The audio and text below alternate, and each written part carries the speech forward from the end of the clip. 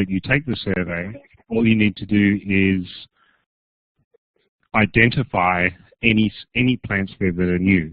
You don't need to identify every plant, just the ones that are new. Okay, so my conclusion is that at the moment, drones can be used, but they can only be used on a limited basis. Simple vegetation assessments are possible. We do need, it would be valuable in the area to develop baseline plots throughout the UAE. I'm hoping that Environment Abu Dhabi come to the table with this to try to set up spaces so that you can, so that we've got baseline information that we can refer to in 10 years' time to say, well, how has the biomass changed in this area? Okay. But in the future, there's a lot of post-flight analysis to be done that can make this information much, much richer. Right? Getting the data is not the hard part anymore. What the hard part is developing the software and improving the software to interpret, as I said, that within species phytomass. So it's possible, it's just not easy yet. And that's it, done.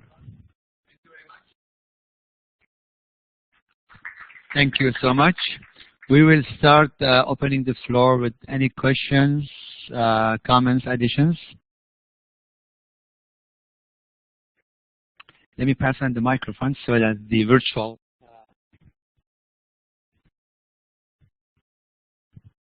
Thank you kindly for the presentation. I guess the question is why is it so important? Obviously, from an environmental perspective, it's very important to know the the phytomass and whatnot. But why is it so important for UAE, and who is interested to have such data, and why would such data be valuable?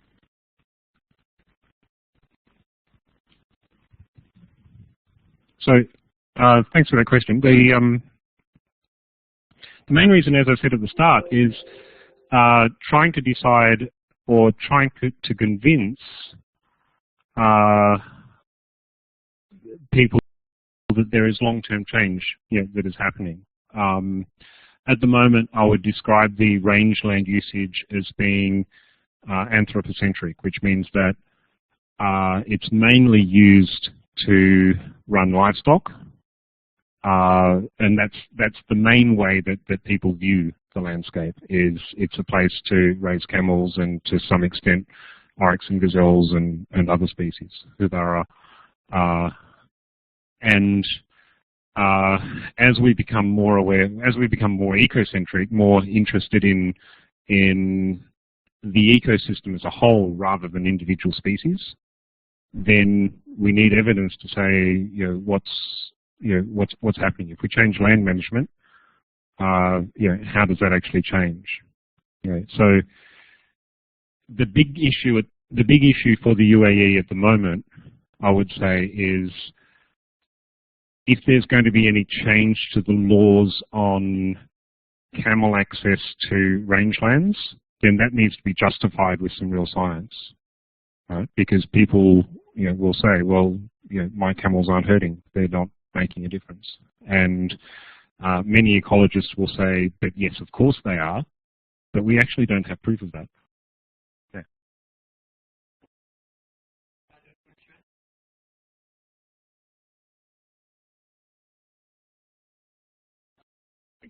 Thank you so much. We will proceed with a virtual presentation, which is going to be by Safa Imran, Koisei Muhammad, and Khulud Amran. It's related to the public awareness about electromagnetic radiation pollution in Basra community. So, is Safa connected?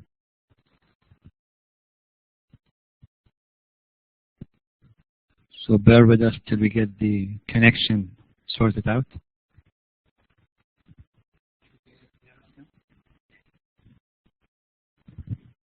Safa, could you hear us, please? Just confirm.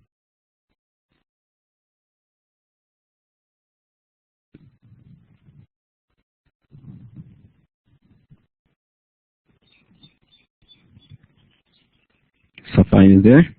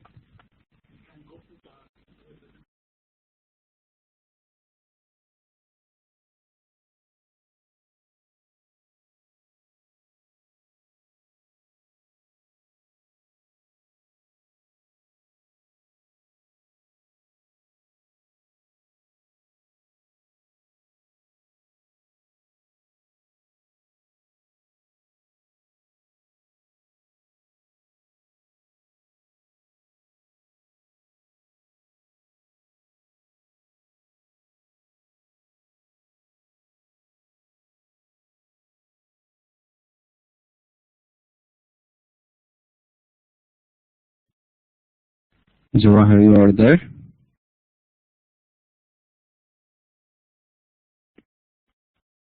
Jawahar?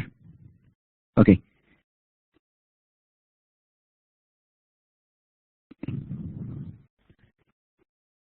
You can click on the talk button now, please.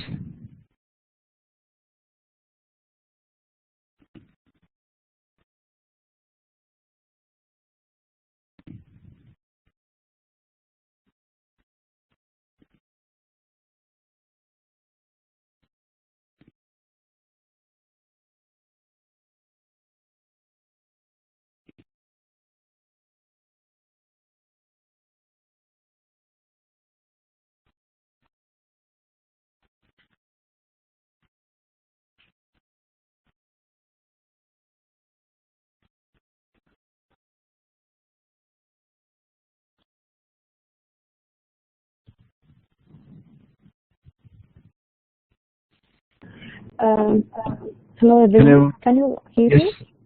Yes, we can hear you now. Jawahar, right? Hello? Yes, Jawahar, we can hear you. Hello?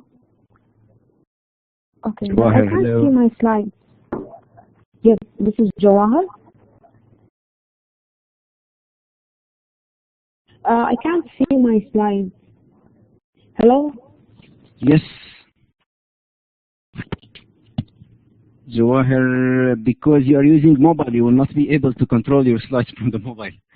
You have any laptop next to you?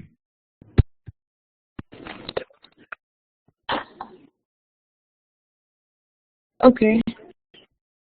Okay, just log in No, from the laptop. thing We will try to get another speaker, Dr. Mataz, until she... is, do you Okay. guys hear me first? We can hear you, yes.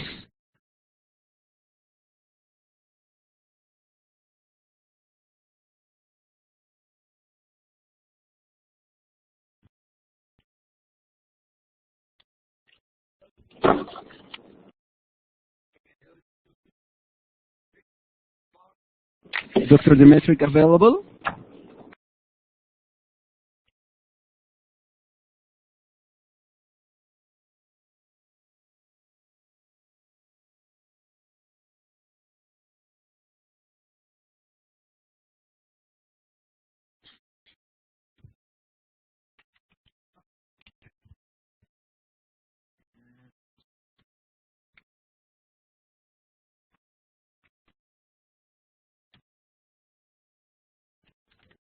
Yes, we did a test from 5 minutes with him, but not. Dr. Dimitri is still with us? Please confirm.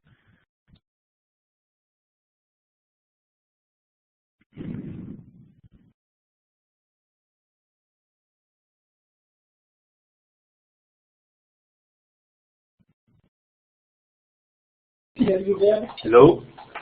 Yes, Dr. Dimitri? Yes, yes. Okay. Could you please load your presentation from your side? Yes. 1 second. Perfect.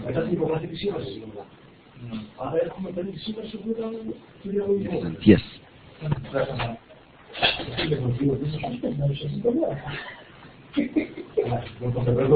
Hello, can you hear me? Yes, we can hear you and we can see your presentation. Just make it full screen, so it will be better. Yeah, amazing. Thank you. So, can I start? Please go ahead. Yes. You have 15 minutes, sir. Okay? Sorry? You have 15 minutes. Okay, thank you so much. Hello, everybody. My name is Dimitris Lekas. I'm an associate professor in the Department of Environment in the University of the Aegean in Greece. And the presentation that we have prepared for your conference has the title Performance Evaluation of a Management Scheme in order to upgrade the diversion of municipal solid waste. And we are presenting a full-scale application in Kalamata, a region in southwest of Greece. Just one short slide for the University of the Aegean. The University of the Aegean is located in 5 different islands in the Aegean Sea, as we see here. And we have several schools spanning from social sciences, environmental sciences, which are located in Lesbos mainly, and this is where the Department of Environment is located. Business school, humanities, and School of Science. As far as the presentation and the topics that I will present you, municipal solid waste management has several difficulties. Difficulties related to legislation as well as decision making. In Greece, and this is the example that I'm presenting you, there is a slow implementation of laws due to complexities and bureaucracies. We have a chaotic system with several laws overlapping each other and making life difficult for the managers and the municipalities when they need to deal with municipal solid waste management. It is an unclear and changing context. As I told you, we have several laws coming in, following, of course, EU legislation.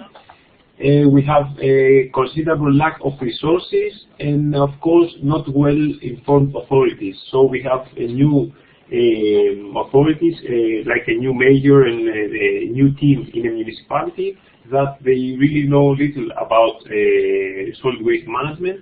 Still, they are asked and they are obliged to take some decisions. Okay. As far as the difficulties in decision making, there are problems in collection, disposal, treatment, and of course, sadly, limited public participation. As far as the legislation in Greece, we are in line with the EU directive of 2008, and that was translated in a Greek law in 2012.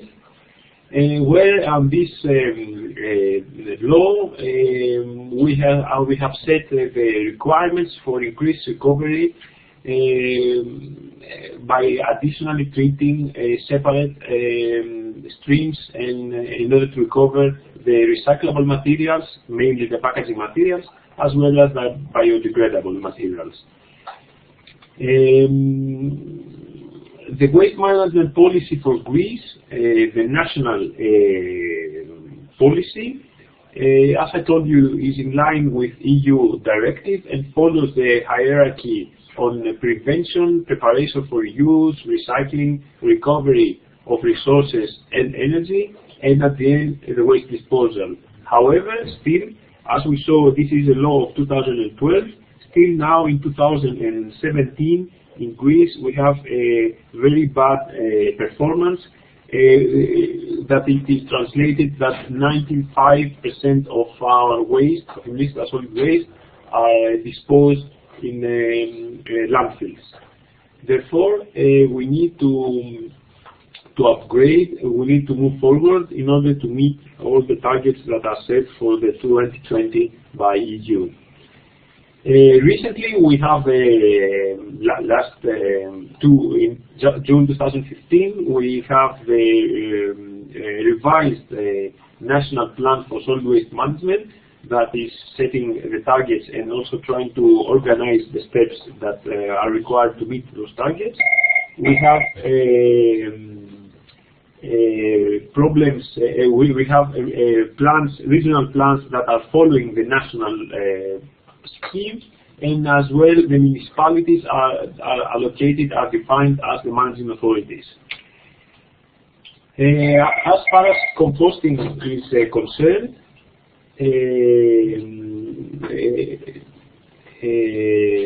it is critical to increase the performance in composting in Greece, as the numbers show that 45 to 60% of the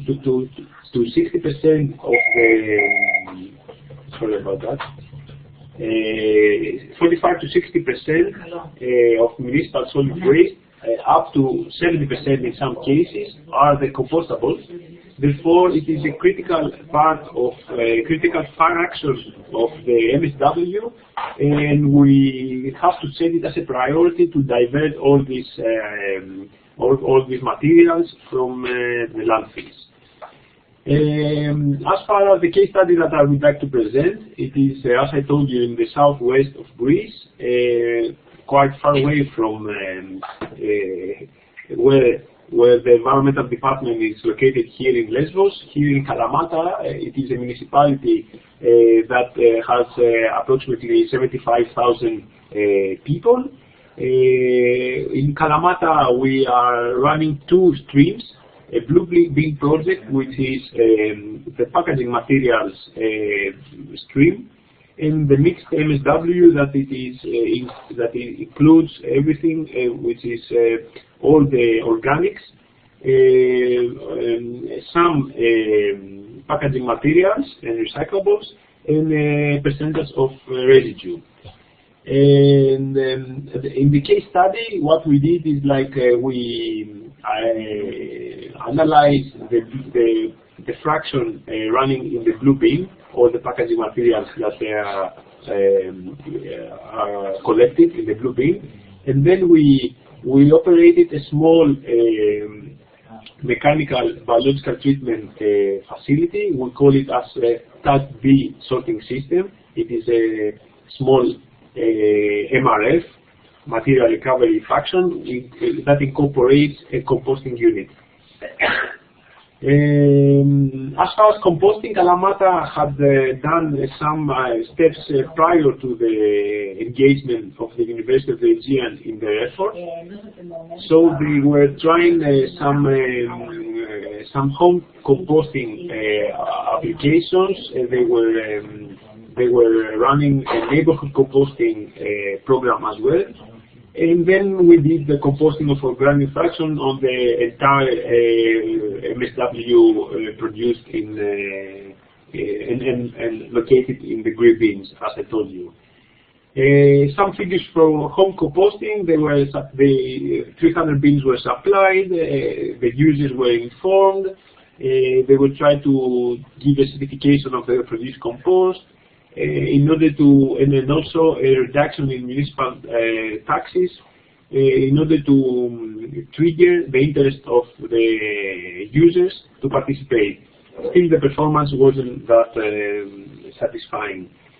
The neighborhood composting, and here in the picture we see a big bin, wooden bin, where all the organics could be stored in the neighborhood.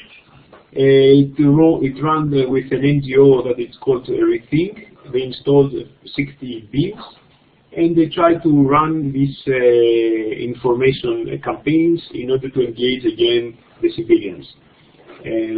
For example, here they had a sign saying what we don't throw and what we throw in green in this wooden bin.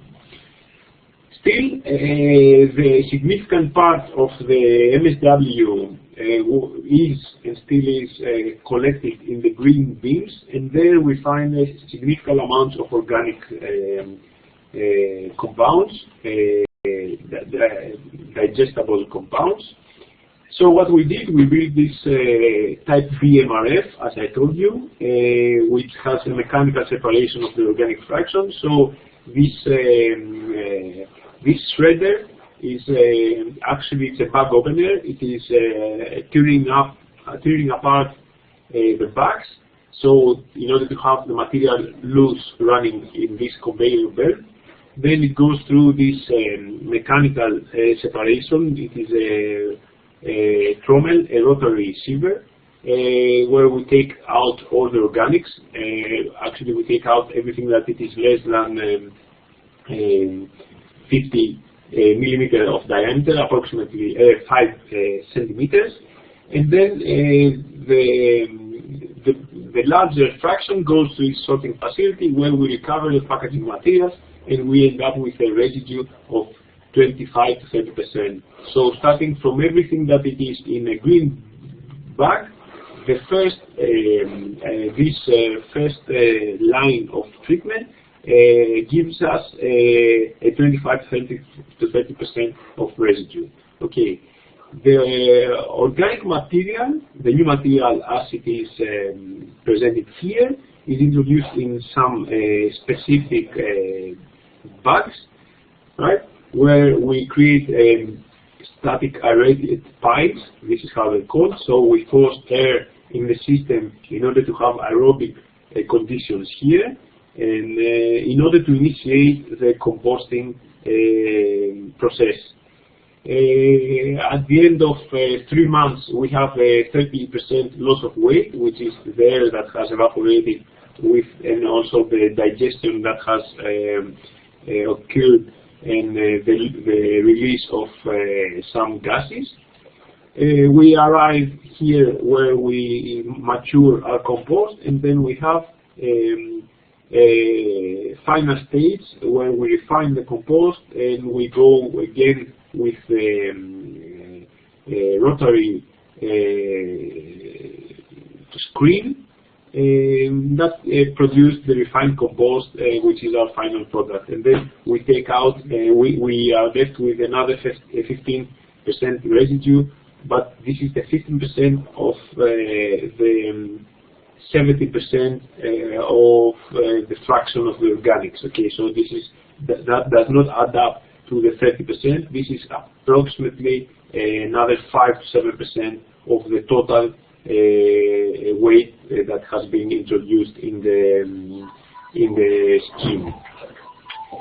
We monitor the duration of some specific samples that run in several periods, and we have separated this a little bit as one period starting at the beginning of 2014 until 2015, and then the second period that goes between 2015 and 2016. And this is just because we had a change in the Greek legislation, so we had different targets in quality parameters for the produced compost.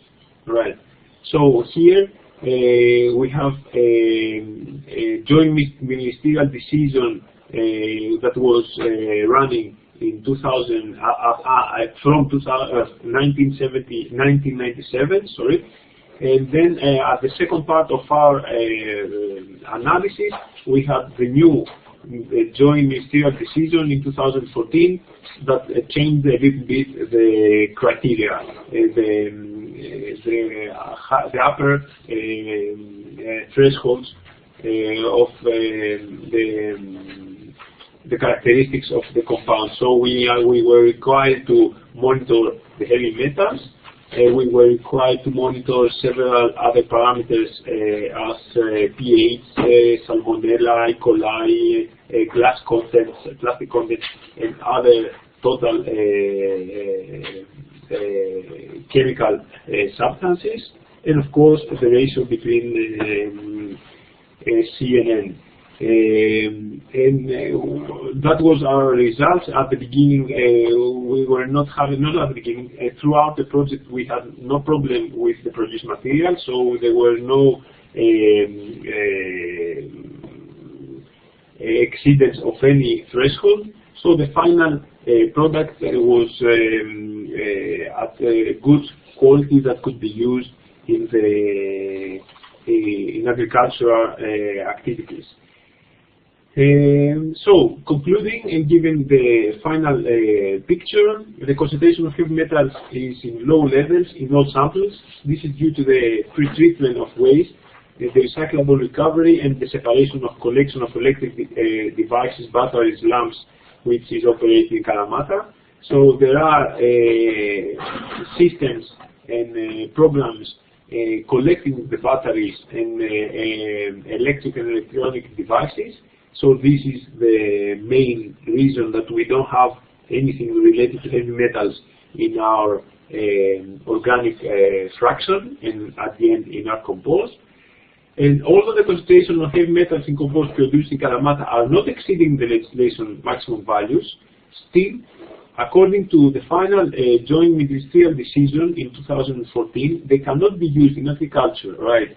So that is a limitation that it is very strict, that characterizes the final produced material in relation to its origin. So if it comes from the mixed MSW, you are not allowed to take it for agricultural production.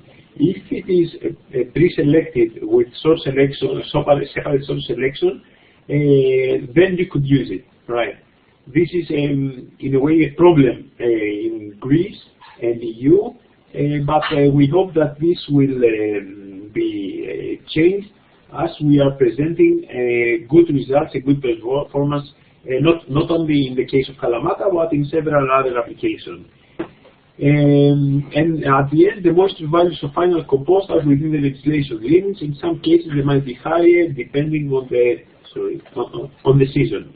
Yes, because especially in the region of Kalamata, we have high rainfall values.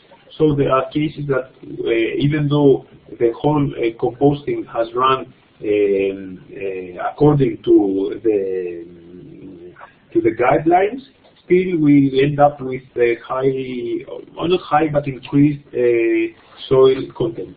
Sorry, Dr. Dimitri, we are out of time. This is yes, less than a minute. Okay. Anyway, none of the compost samples have been found positive for salmonella, and in most of the compost samples, yes. And I'm finishing up. Last 1 minute. Yes. Okay, this is it. This is my presentation, and my final slide is related to a conference that I'm organizing in Greece, in Rhodos, in the island of Rhodos, and I would be happy to invite you to participate. It is an environmental science technology conference, and we will be happy to have you with us in Rhodos. Thank you very much.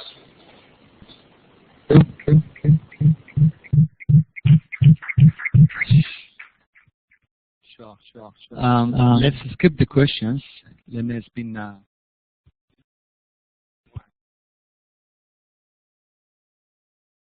has any question to ask? Okay, can we get the next speaker ready? Thank you very much, Dr. Metric. Thank you. The slides will be shared if any one of you would like to get it as a reference. Who is the next ready online? Jawahar, do you hear us?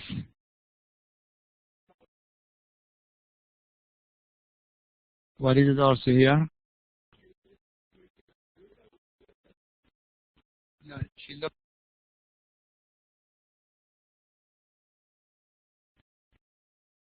Can you hear us? Can we hear your voice?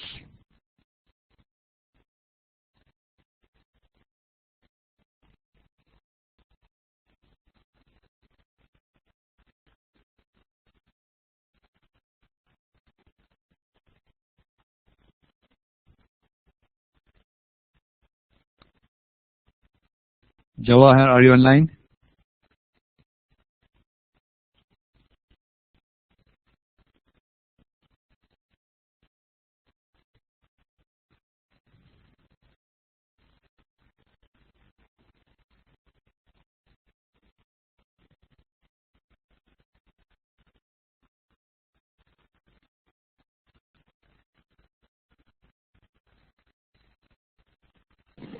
Do you guys hear me? Yes, Jawahar, we can hear you. You can start your presentation and make sure that you limit it to 15 minutes, please. Thank you. Yeah, okay. So hi everyone, my name is Jawahar Al-Heri. The topic that I'll be presenting about today is the United Nations Framework Convention on Climate Change and UAE's efforts with that. As we all know, the United Nations, it has different associations or bodies which work in different concepts, and one of them is the environmental related. And when we talk about the environment, the biggest issue or global issue that the United Nations is tackling is the climate change, which led to the formulation of the UN framework on the climate change.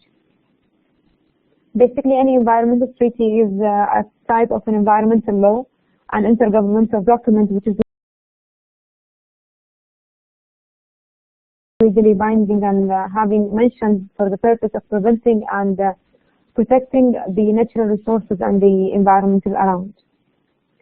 So in this presentation, I'll be mentioning what are the international conventions and the things which are being developed for the environmental protection, UAE's efforts towards that, and then finally ending it with my recommendations. The international conventions around the world are grouped in different categories. The main categories, as you all are seeing it, are related to the biodiversity, the sustainable development, hazardous materials, and the climate change. So climate change, as I mentioned, is the most important global issue. So globally, we have 9 environmental protection, conventions. For the atmosphere, we have, there are developed 6 conventions. For the water resource, we have 11 conventions. The marine environment, we have 10 conventions, global and 13 regional conventions. And nuclear safety, we have 6 conventions. When it comes to the UAE's effort, it has also signed for these global agreements and ratified multiple conventions. It has ratified 19 conventions and assessed 2 of them and approved 1. So the main conventions that have been accepted by the United Arab Emirates are conventions like the UN Framework on the Convention on Climate Change, Kyoto Protocol, Montreal Convention, the Basel Convention on the Regional Organization for the Protection of the Marine Environment. So it can be seen that UAE is doing its best to show its commitment and it is interest in the for the environmental protection, and it is seek for the environmental protection. And also this led to the development of the Federal Law 24 in 1999, which seeks for the protection and development of the environment. Moving on with the presentation, you can see also the UAE has tried its best towards the climate change concept, and it agreed to the UN framework in 1992. When we say UN framework, why it's important? It is very important to know this framework because it allows the countries to come together and collect and share information on the greenhouse gas emission policies and whatever they have been developed in their countries. So this framework helps a lot in that, and it has an objective which is that it's seeking to stabilize the greenhouse gas concentration in the atmosphere at a level that would prevent dangerous interfaces with the climate system. And since we're talking about UAE's efforts towards that, it's doing its best to support the concept through its green energy policies, whether it's development of the clean energy strategies, the integration of the green technologies, its investment in different projects that support and push for the innovation in the green technology and the green city concept that we are hearing through Dubai or Abu Dhabi cities. It's all about the green technology and the support of getting a solution for this issue of climate change. And adding to this, also UAE has a cabinet degree which is 12 of 2006 regarding the regulation of the air pollution. And also when it comes to the UAE's efforts to this problem of climate change and its efforts to support the UN framework of climate change, it has developed a very expansive environmental vision. It made sure that it is incorporated in different companies and different organizations of the company, whether it's from the ministry level, organizational level, or different small companies. And they have also, in response of this framework, they came with their strategy, which is Green Global Strategy in 2012. That was also in the support of the framework. UAE has also developed a program called Carbon Capture and Storage. This program is an intellectual property as one of the clean energy options that was published and provided in 2014 by the Ministry of the Climate Change and the Environment. The country also has included all the aspects related to the climate change, and it is 2021 vision, where it has to make sure that the process is developed and through systematic national greenhouse gas inventory is considered in different and several indicators.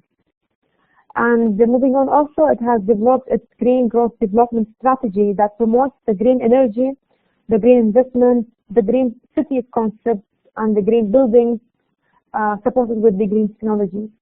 A small example can be derived from Abu Dhabi, that it has established a policy which states that the target for the renewable energy, which is one sort of the solutions towards facing the environmental issues, that it has to account at least for 7% of electricity generation capacity by 2020, which is a good aim to have in the support of this framework. Dubai also has made sure that it has to contribute to the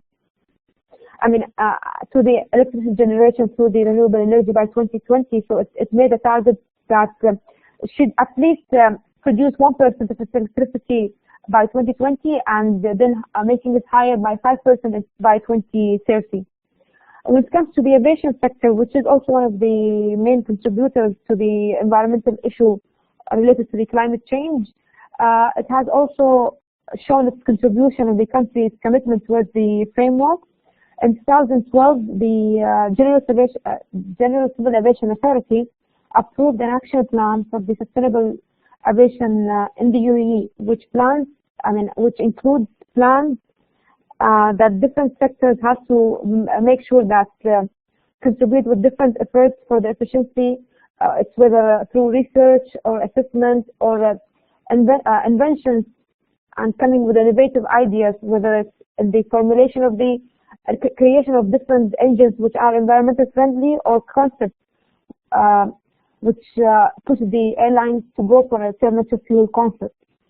So that's for the UAE, a very brief summary of the country's efforts towards the in the support of the framework of the United Nations towards the climate change. Completing my presentation, I would just mention some of the recommendations that I think that it should be considered for the from the country or from the bodies in the country in terms of the climate change, or considering the current situation towards country's commitments to this framework. There should be at least an increased commitment in the there should be at least an increase in the level of the coordination, which should include and correspond various level of government and environmental institutions, and increase the communication between the Emirates, because everything published online or and other sources, it's linked by cities like Dubai or Abu Dhabi. It doesn't take into account the other cities. So we need to know what are these cities' efforts towards this issue of climate change. And also the other cities, instead of only Dubai investing in or Abu Dhabi investing in the building green infrastructure, the other Emirates should also start showing their commitments towards this issue. And also the awareness level. It's very common that anyone in the environmental field, whether it's a student or profession, he knows what the climate change is.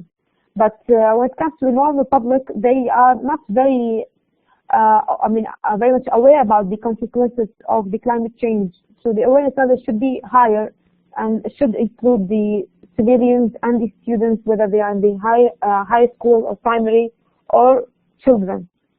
And that's it. Thank you. Thank you, Jawahar. Any questions for Jawahar from the audience here? All good? Very well. So we go to Walid next. You ready, Walid? Anyone ready online? How about Safa? We have 2 more virtuals.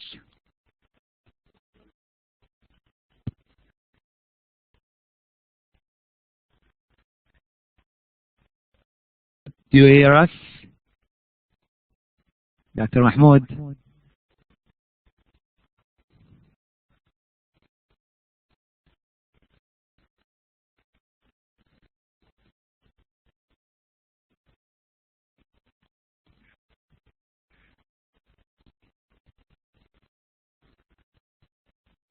Dr. Mahmoud, do you hear us? Can we hear you?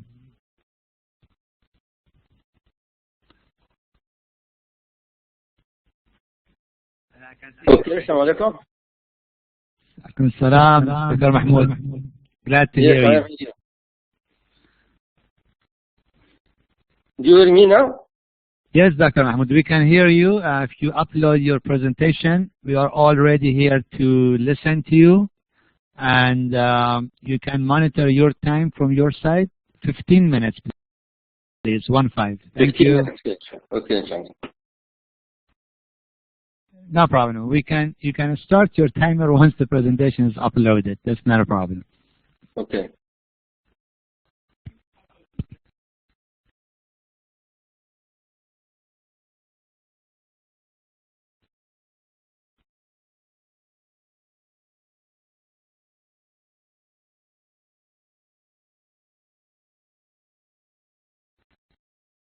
You can start now?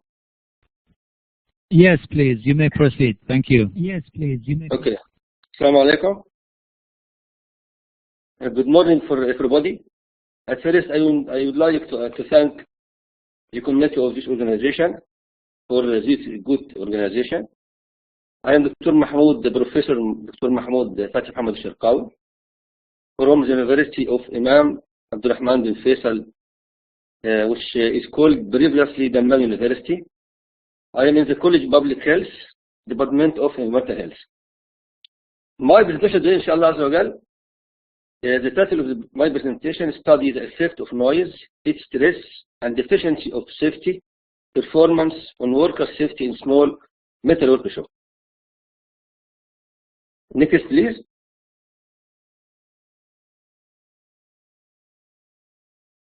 How can I transfer to the second slide?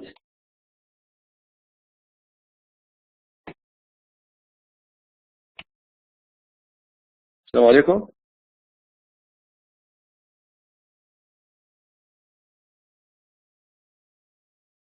Assalamu alaikum.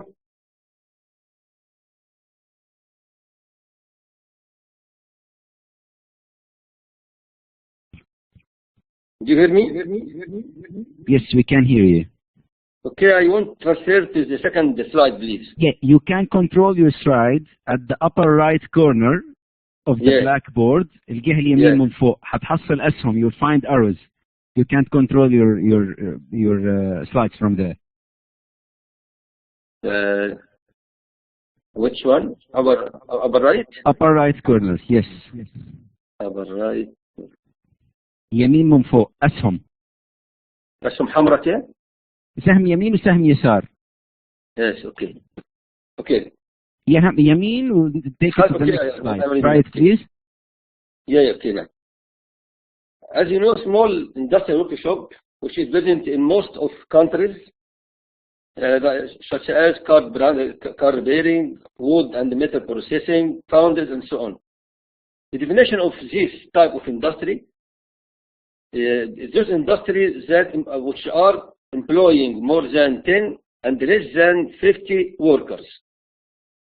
When you compare between this type of industry and large industries, you will find big differences, such as in this small workshop, there is limited resources, low education for working, low background of employees, ignorance of work safety awareness, inadequate input in work safety, difficulties in complying with regulation, bad relation between the owner of this workshop and the workers, and other factors which is completely different with the big industries. Accordingly, inside this type of workshop, there are there are several risks, because most of workers, or sometimes all workers, are manual material handling, as we see in these photos. Workers inside this workshop are exposed to several safety and health hazards, such as noise, heat stress, dust, fume, fire accident, and ergonomic hazard. And unfortunately, as I said before, most or all of these workshops are located near or inside residential area, which means these areas or this workshop can be source of air pollution in the outdoor environment inside these areas. For example, foundries. What is foundries? Foundry is the simplest of all metallurgical processes and one of the oldest of all industries. Inside this type of workshop, there are two operations. Number one, melting of the iron and pouring this iron in cast.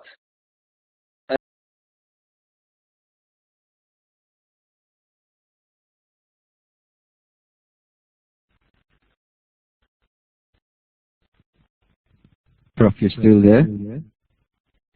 Prof Mahmoud, we can't hear you. We lost your voice. Hello?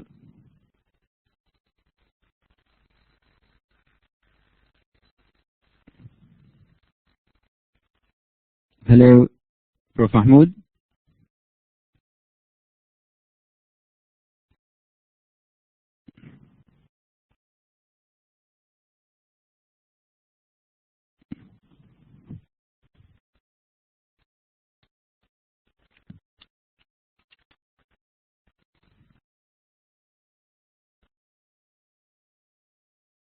Prof Mahmoud, can you hear us? I told him, كتبت له بس حتى التوك بutton عنده off.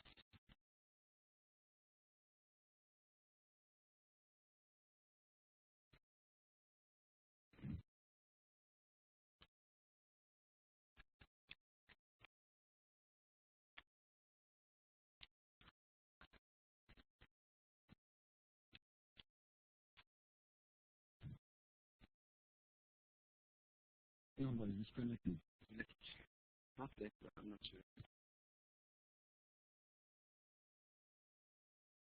I رجع until we solve this issue. Let's try with رجع until we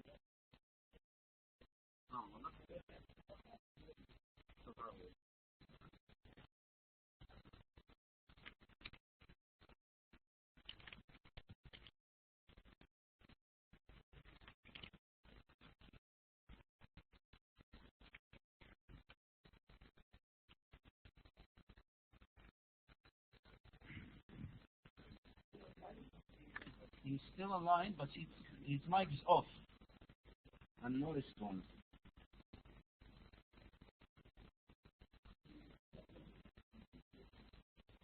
We uploaded this one time, but it's not controlling.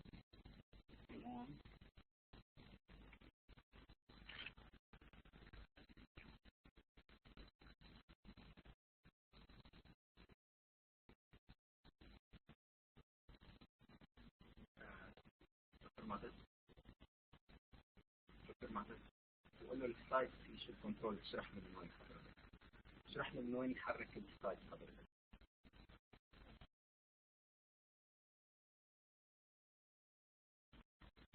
الاسهم اللي فوق على اليمين بنفس البلاك بورد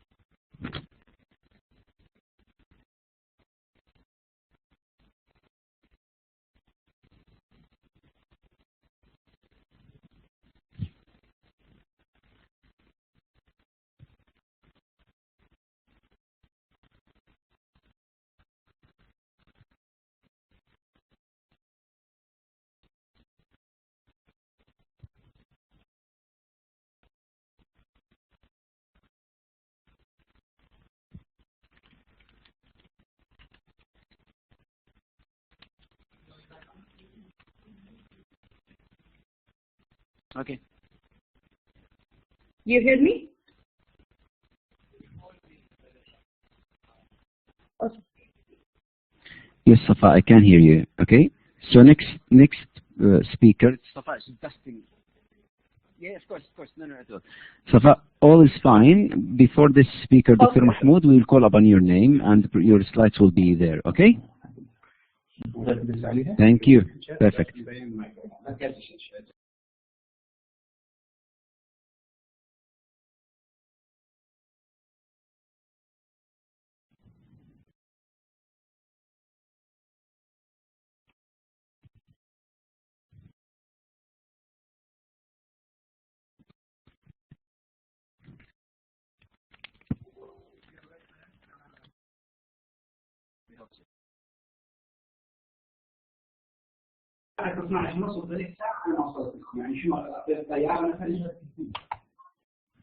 Prof. Mahmoud, we can hear you now, I think.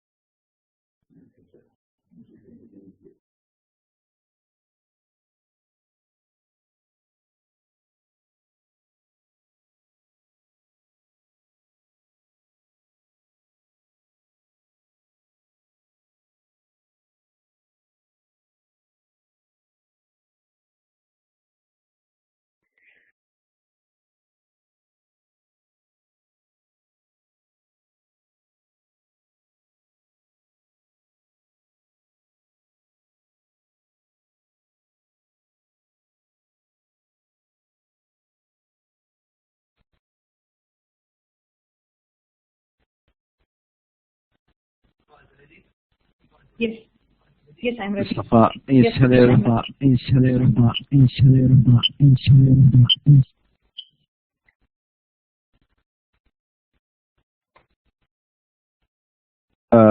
your slides there. You can start now, please. Okay. Good afternoon. You have 15 minutes, please. Thank you. Okay, thank you. Good afternoon.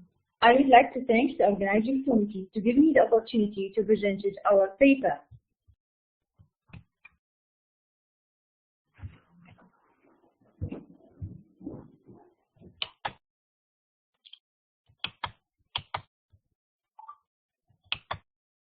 Public awareness about electromagnetic radiation pollution in pastoral community.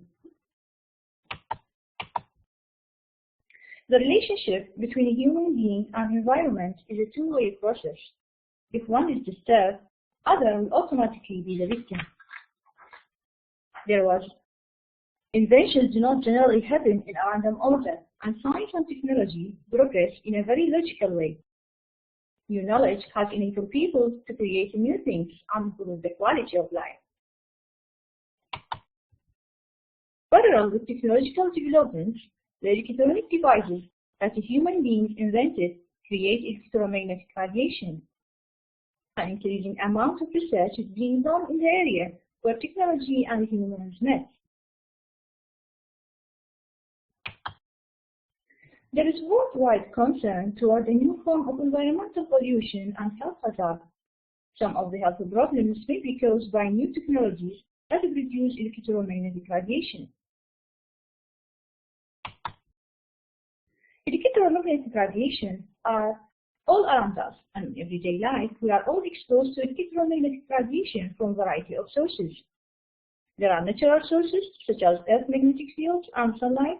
Also, there are many man-made sources of electromagnetic radiation generated wherever an electrical current flows. Electromagnetic spectrum spans from high energy, X-rays and gamma rays at one end, to lower energy, radio waves and microwaves at the other, with visible light in between. Higher energy radiation is referred to as ionizing, while lower energy radiation is referred to as non-ionizing. The energy emitted by electronics is non-ionizing radiation, meaning it doesn't have the capacity to break chemical bonds and doesn't damage the DNA, which is a potential cause of cancer. While electromagnetic radiation cannot cause immediate damage, it does interact with our bodies, which can potentially lead to indirect damage, especially following long-term exposure. Microwave sickness, for example, which is a condition of impaired health reported in Russian medical literature, characterized by headache and anxiety, sleep disturbance, fatigue, difficulty of concentration, and change in cardiovascular and central nervous systems that was caused by prolonged exposure to low-intensity microwave radiation. In May 2012, the World Health Organization International Agency for Research on Cancer announced that electromagnetic radiation from mobile phones and other sources are possibly carcinogenic to humans and advised the public to adopt safety measures to reduce exposure. When dealing with environmental risks such as electromagnetic radiation pollution, individuals may have various beliefs. How these problems have been originated, about the kind of impact they have, and about how to better manage the hazard. They also may have specific level of risk perception that is a subjective judgment about the characteristic and severity of risk. In general, individual and societal acceptance of risk is predicted upon how risks are perceived, not by actual risk level. The present study is conducted to assess the level of awareness toward electromagnetic radiation pollution among the people living in the center of a city and its relation to other variables, namely age, gender, and level of education. A cross-sectional study of 542 persons aged more than 18 years from the center of Basra was interviewed. This random sample collected from November 2012 to June 2030 was asked questions distributed in two parts. The statements in the first part involved the knowledge of the people toward the electromagnetic radiation pollution. The second part involved their perception towards its effect.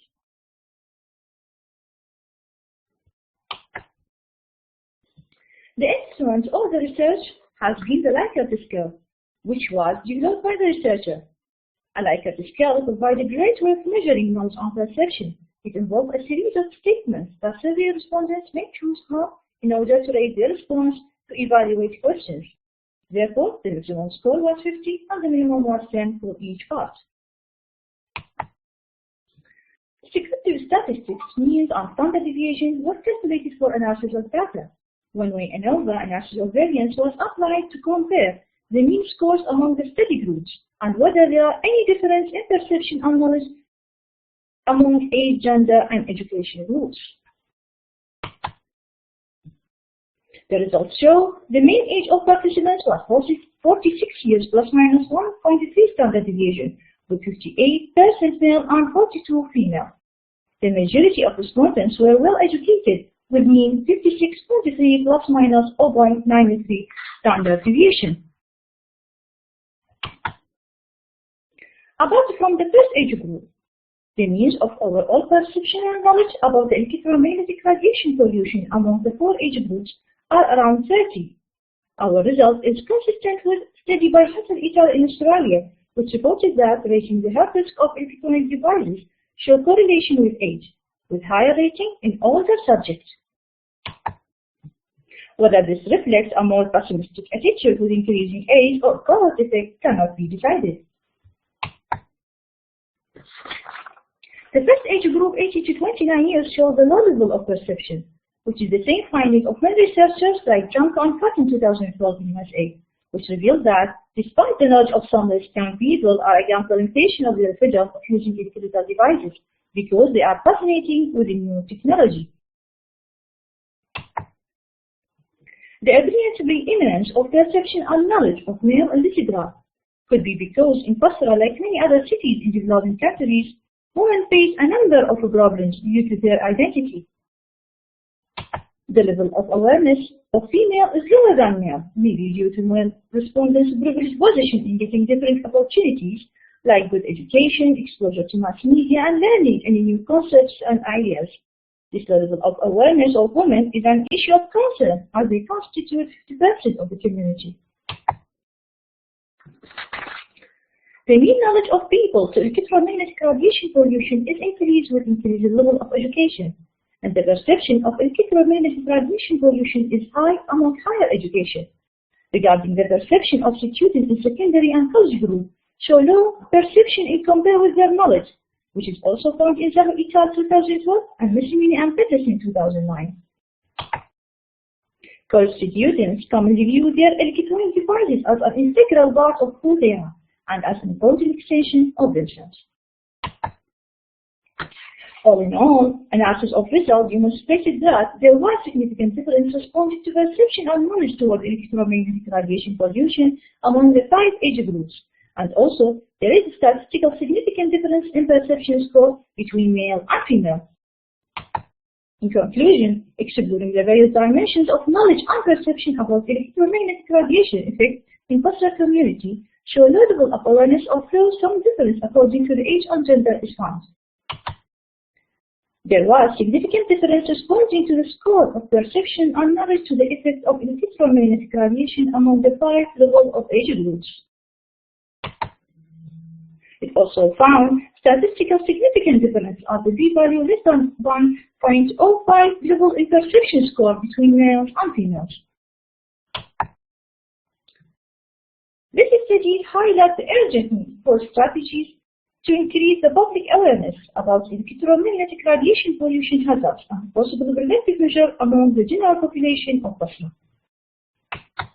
And it is our responsibility to use technology in a way that doesn't harm others and to be aware of the impact that technology has on our health, environment, and society at large. Thank you very much.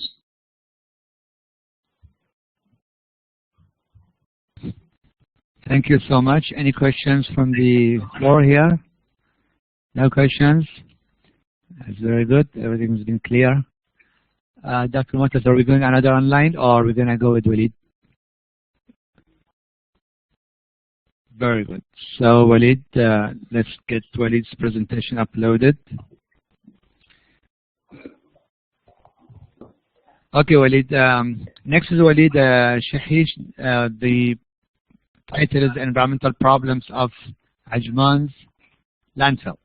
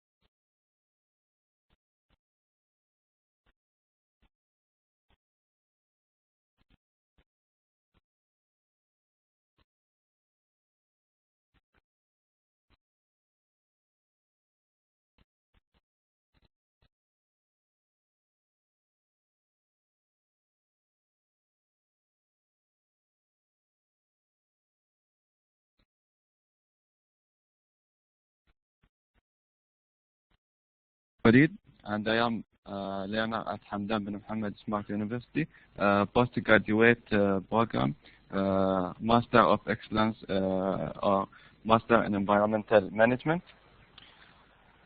First of all, I would like to thank Ajman Municipality to provide me with all of these data, which I use it to conduct my research. So I have here the agenda. We will talk about, have a brief about Ajman. Then we will go to some statistics about the waste in Ajman. Then I will talk about the challenges of Ajman landfill. Finally, we will end up with the solution which I recommended for Ajman landfill.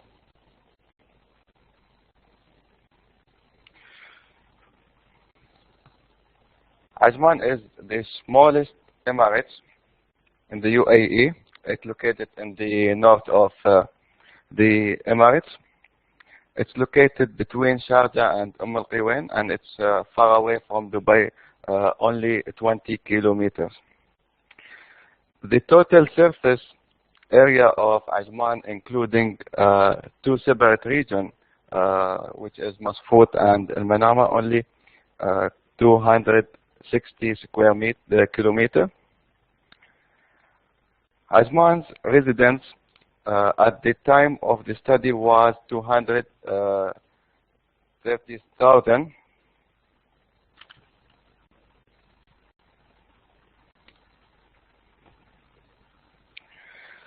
So here I have some statistics about the waste which generates in UAE and Ajman as well. There are a huge solid waste disposal problem, not only in UAE, it's also outside UAE. It's actually everywhere, because as much as we have a growth in publication, a growth in development, we will face a problem with waste and how to manage and dispose this waste. So in UAE, we have 15,000 tons per day of waste. Ajman only have about 665 tons of waste per day.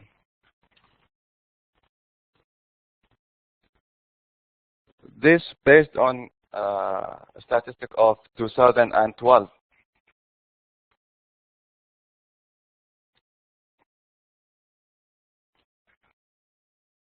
From the graph, there are increase in the quantity of disposed solid waste.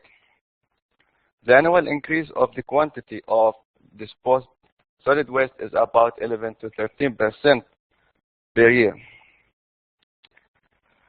If the rate of increasing of the quantity of disposed solid waste is then changed by 2020, the quantity of disposed solid waste will be huge, and the current landfill of Ajman will not be able to contain the waste.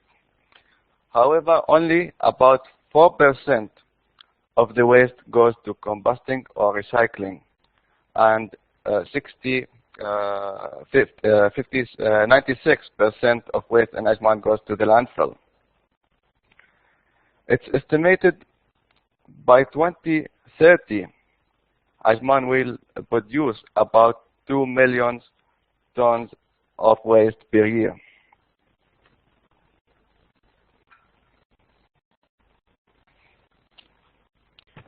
Here I have the map of Ajman landfill at the right of the presentation. And the left picture shows how Ajman landfill is near to industrial areas as well as residential area.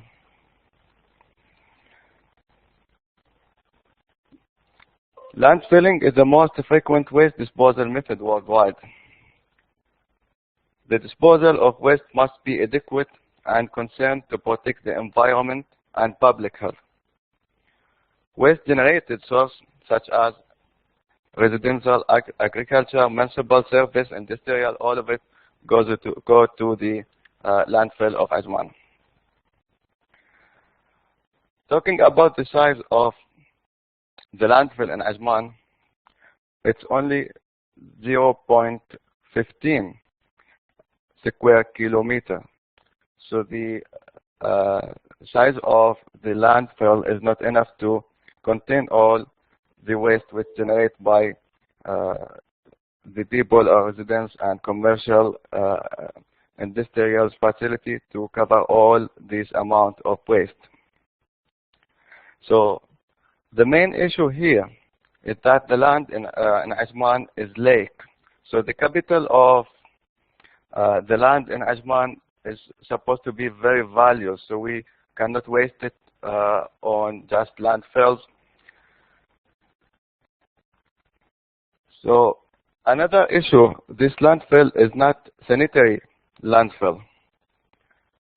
And that creates a lot of problems, such as leaches, which go to the groundwater, and other environmental impacts for the ambient air, as well as others, which are always in Ajman. The residents of Ajman, especially who's living near to the landfill, face a problem with the odors of the landfill. The design and operation of Ajman landfill cause serious environmental problems, as I said, and the more affected people are people living near the landfill. And Ajman is that due to the size of MRs of Ajman, it is difficult to find new sites if we look at alternative sites rather than the existing one.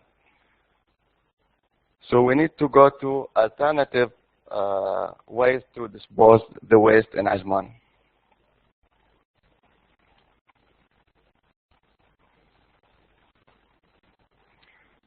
So what is the solution? I recommended that due to the lack of the land in Ajman, either to maintain the current landfill and make it a sanitary landfill, or go to the alternative such as incineration. Incineration, there is a study shows that if we go to incineration, the incineration will generate electricity which cover from 250 to 500 houses per day. Also, I recommend to have integrated waste management system in Ajman to reduce the amount of the waste and to develop laws and regulation to develop the waste management and enforce the laws to protect the environment and stop generating more waste which goes to the landfill. Thank you.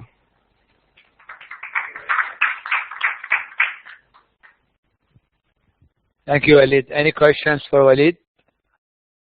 Very well. Maybe you start with Dr. Mayada. Yeah. Okay, Lynn, pass on the microphone then. Welcome. You don't have to. Assalamu alaikum.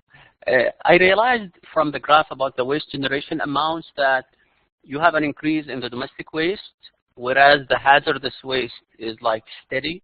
This is one. Two, so what's the fate of the hazardous waste? What do they do with hazardous waste in Ajman?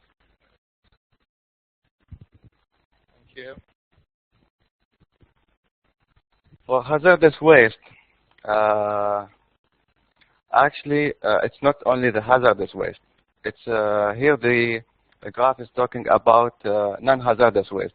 The hazardous waste, usually they treat it via special companies to cope with this hazardous waste. However, how it's keeps like steady, it's due to the pieces, because the industrial facility, they pay per kilogram to dispose this waste. So the factories try to minimize as much as they can of the waste to not increase the utilities which they pay for solid waste. This is the reason why it's kept steady. Thank you.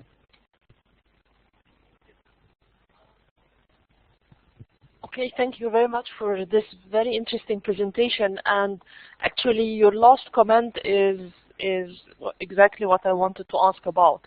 Now that because the household waste is increasing, and you said the hazardous and industrial waste is kept steady because of the fees that factories have to pay for treating their waste, why not try to apply such regulations or any other innovative solutions to minimize household waste rather than think about how to treat it?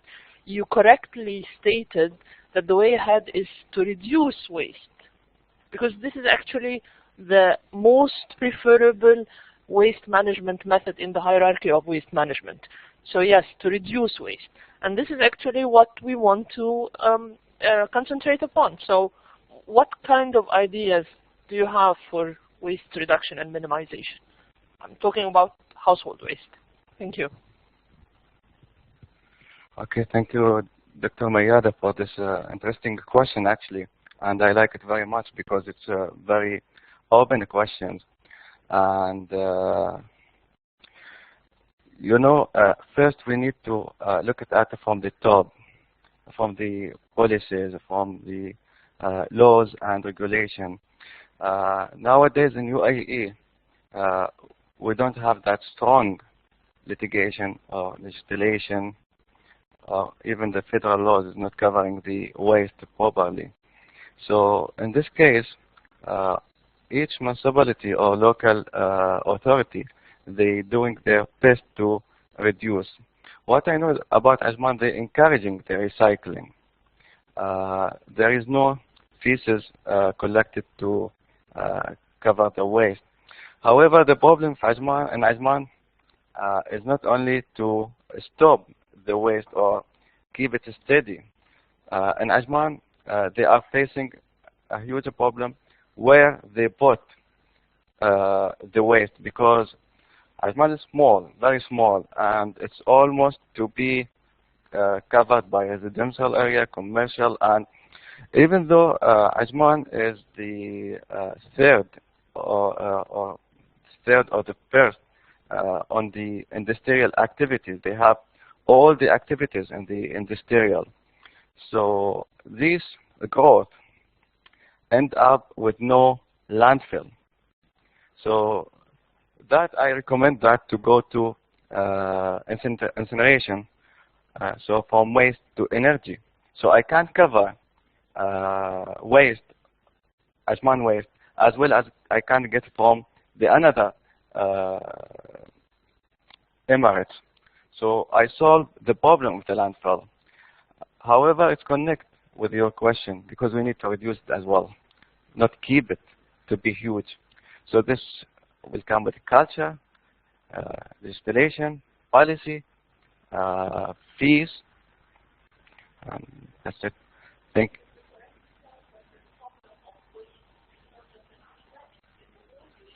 you. Yes.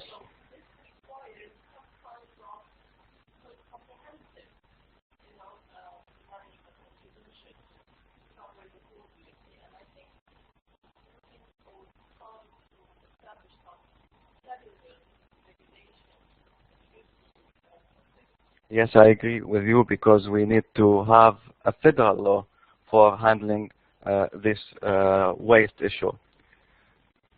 Thank you very much, Dr. Mayada. Thank you, Walid. Very interesting presentation. Are we having Dr. Mahmoud?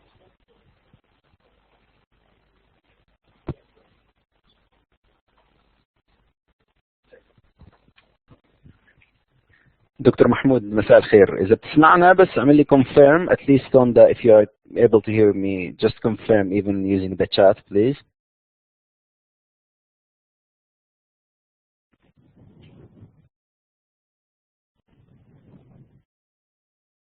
Oh, that's great. Okay. You click, just try to click where is our video on your left side of the screen. You'll find a small talk button. Just try to click on it, please.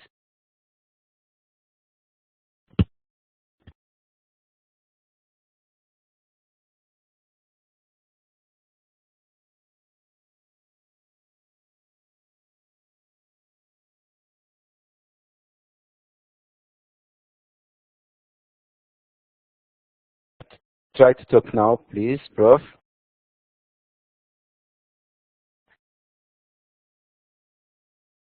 Yeah, we can see your video, but unfortunately not your voice.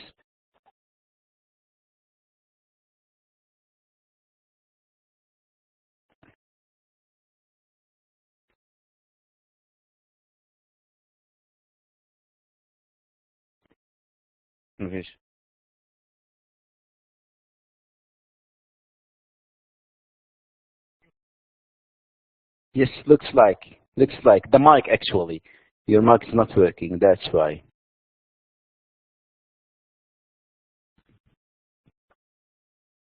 Thank you, Dr. Raja.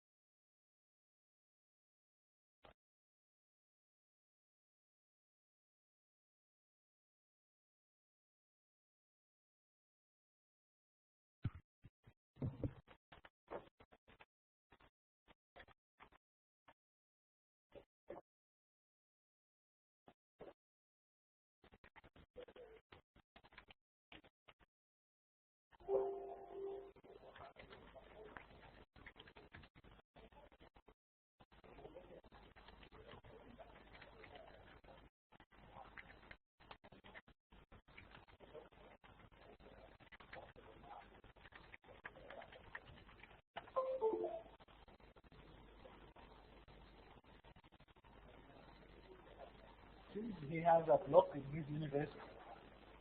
Block and voice in your university. ما هو بعد الآن بيبقى في بلوك على اليونيفرسيتي.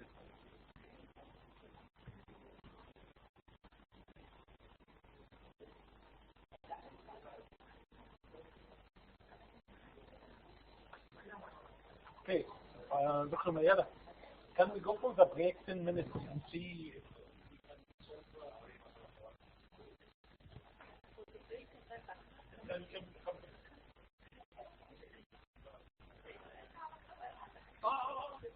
كام دلوقتي؟ الساعة 3:30. 3:30.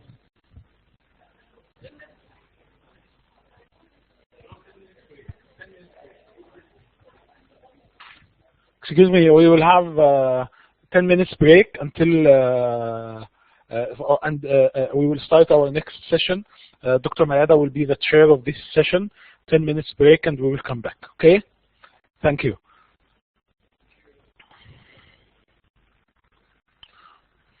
دكتور محمود.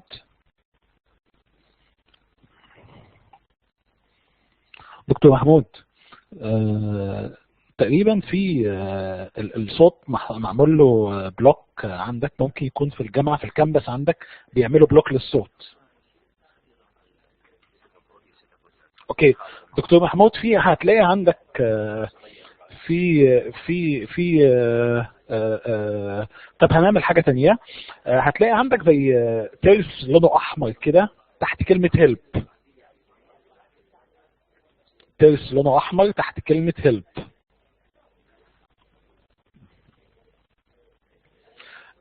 اضغط عليه وحاول تشوف انت هتسمع صوتك ولا لا.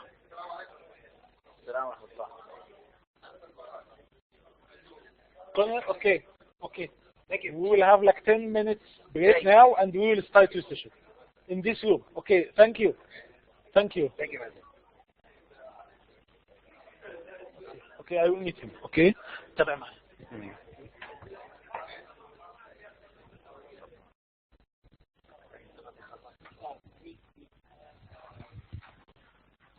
شكرا صفاء. You can leave now if you want. Okay, thank you. اوكي شكرا بروف محمود. We have 10 minutes break now. بروف محمود عندنا 10 دقايق بريك، فانت حاول في خلال 10 دقايق دول معاك الاي تي هيحاول يعمل لك سبورت. otherwise ممكن يكون في بلوك للبورت بتاعتك من الكامبس بتاع الجامعه. اوكي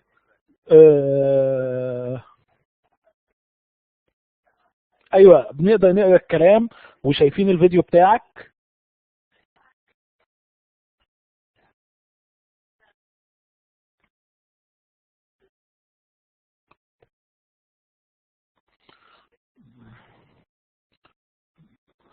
وشايفين الفيديو وكل حاجه. اوكي مستر باهر ان شاء الله. هو انت بالنسبه لك احنا كنا تقريبا تابعنا غالبيه البرزنتيشن، بس هو احنا محتاجين ان انت تشارك معانا البرزنتيشن لان احنا هنشاركها مع الطلاب بتوعنا. they are very interested ان هم ياخدوا البرزنتيشن بتاعتك وان شاء الله الجماعه بتوع الريجستريشن هيبقوا بعتوا شهاده المشاركه ان شاء الله. وموضوع اللي هو نشر البيبر ان شاء الله هيكون في المستقبل ان شاء الله. هنتواصل معاك بخصوص if كنت انت يعني interested ان انت تنشر بيبر معانا ولا لا. اوكي حاول وتشوف ان انت سامع صوتك ولا لا ونشوف ايه اللي هيحصل ان شاء الله. لا تحت امرك دكتور محمود. هو انت بالنسبه لك انت كانك يو بريزنتد معانا، وهو بس هو المشكله ان الطلاب كان عندهم اساينمنت على البرزنتيشن بتاعتك، فيعني احنا احتمال يتواصلوا معاك بحيث ان هم يسالوك على بعض الاسئله بعد ما اديلهم البرزنتيشن بتاعتك بعد اذنك يعني.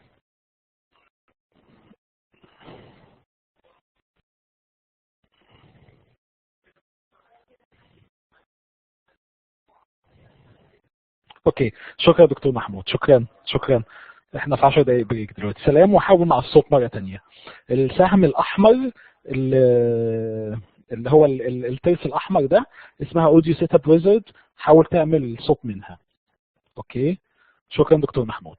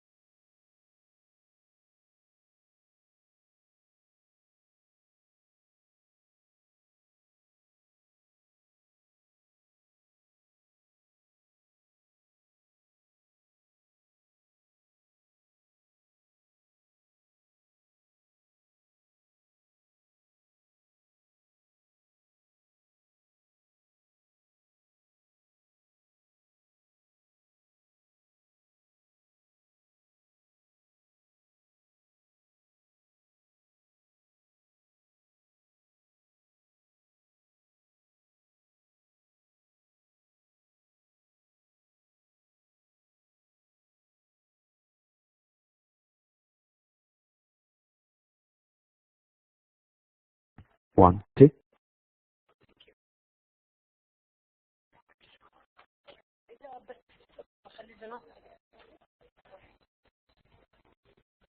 عصرة سهرة إذا حسيتوا إن بعد فوائد المخ قولوا لي قربي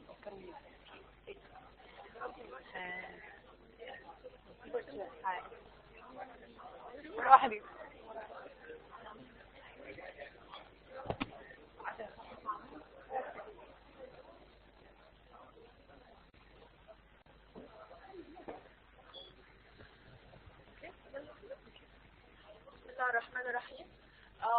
going to start. No, thank you very much. Yes, thank you. We're starting now the last session for the day, inshallah. I hope you had a great and fruitful day, and inshallah this session will be another very distinguished and very useful session for everyone. We'll start with Yumna Al-Kadbi, and she has really a very important topic that is at the heart of the UAE challenges for the environment, and let's see what she has to say.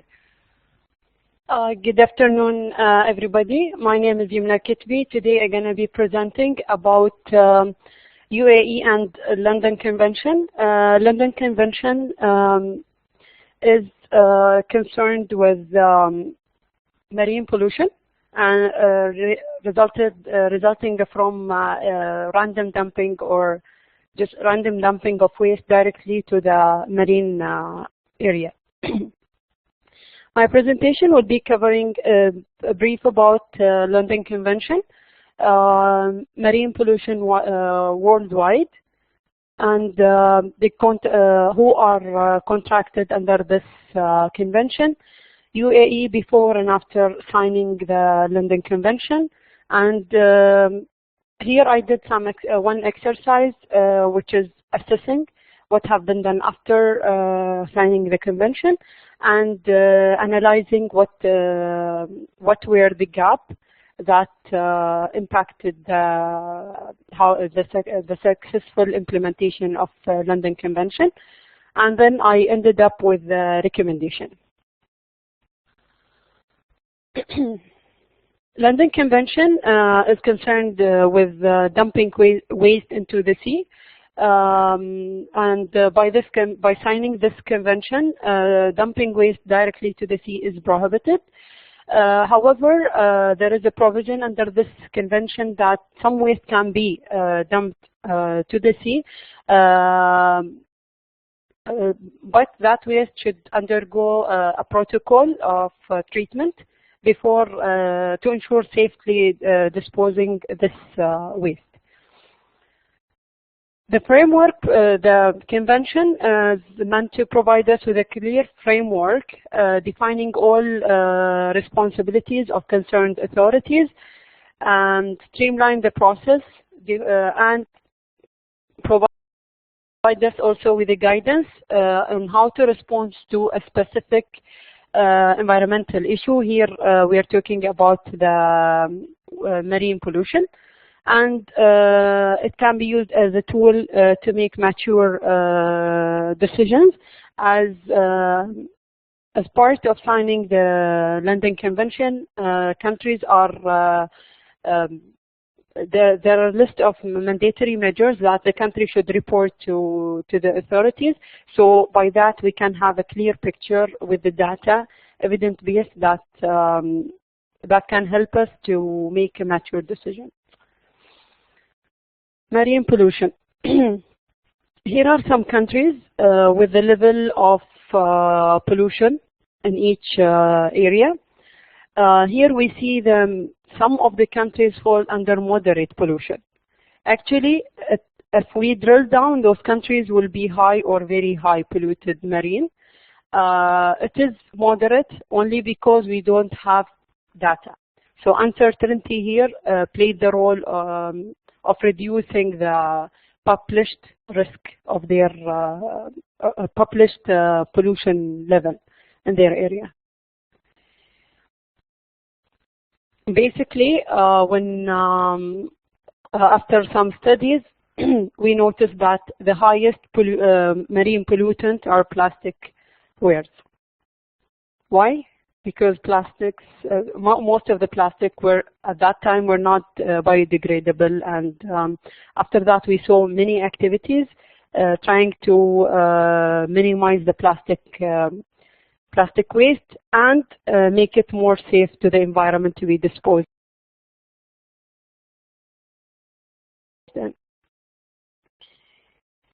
Here are the countries who signed the London Convention. UAE comes in yellow color, which is convention party.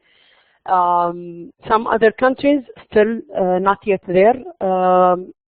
this update was in 2013, the last update on the list of countries signing the contract. UAE Marine before London Convention. The actions in UAE were mainly focusing on reactive action rather than proactive. After the Gulf War, release of oil directly to the sea happened, and then some studies in collaboration between UAE and Gulf countries was done to identify the types of pollutants present, their location and concentration.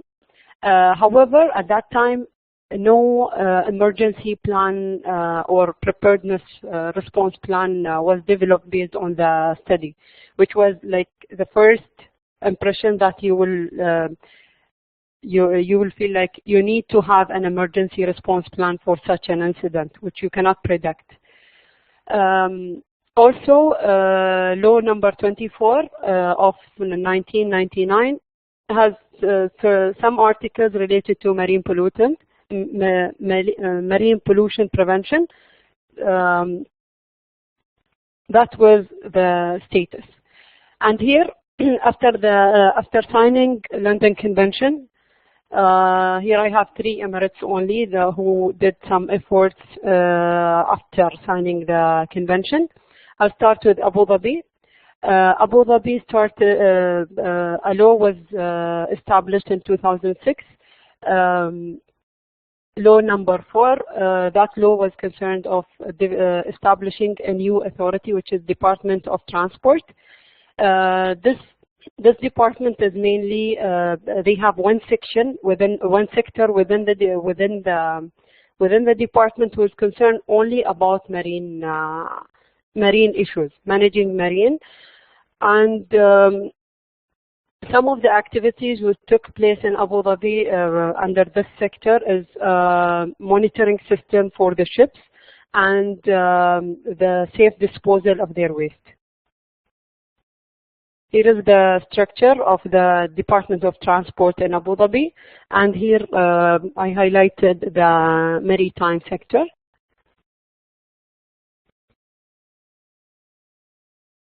In Dubai, Dubai Maritime City Authority was established in 2007. That authority also was concerned about monitoring and controlling all activities which take place in marine area and promote safe and working environment and operations. Also, in Dubai, law number 11 was issued in 2010 concerning licensing maritime vessels in the Emirate of Dubai. So this is how Dubai was dealing with it after the convention. And here we come to Ajman. As we saw in Dubai and Abu Dhabi, it was structured-based changes, like with a strong base. However, in Ajman, it was just small initiatives. One of the initiatives was clean the bottom of the sea on Zora beach. I don't know if you have been to this area, but this area is really polluted area. Previously, now it is it's improved for tourism. Yeah.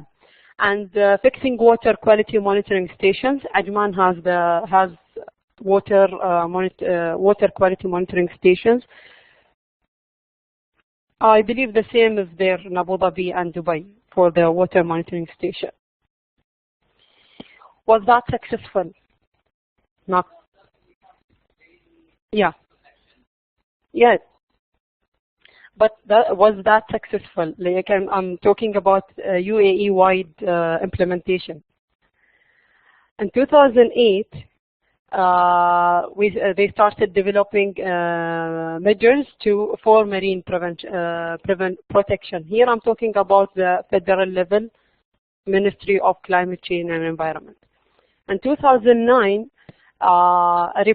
reported an incident of dumping waste into Arabian Gulf.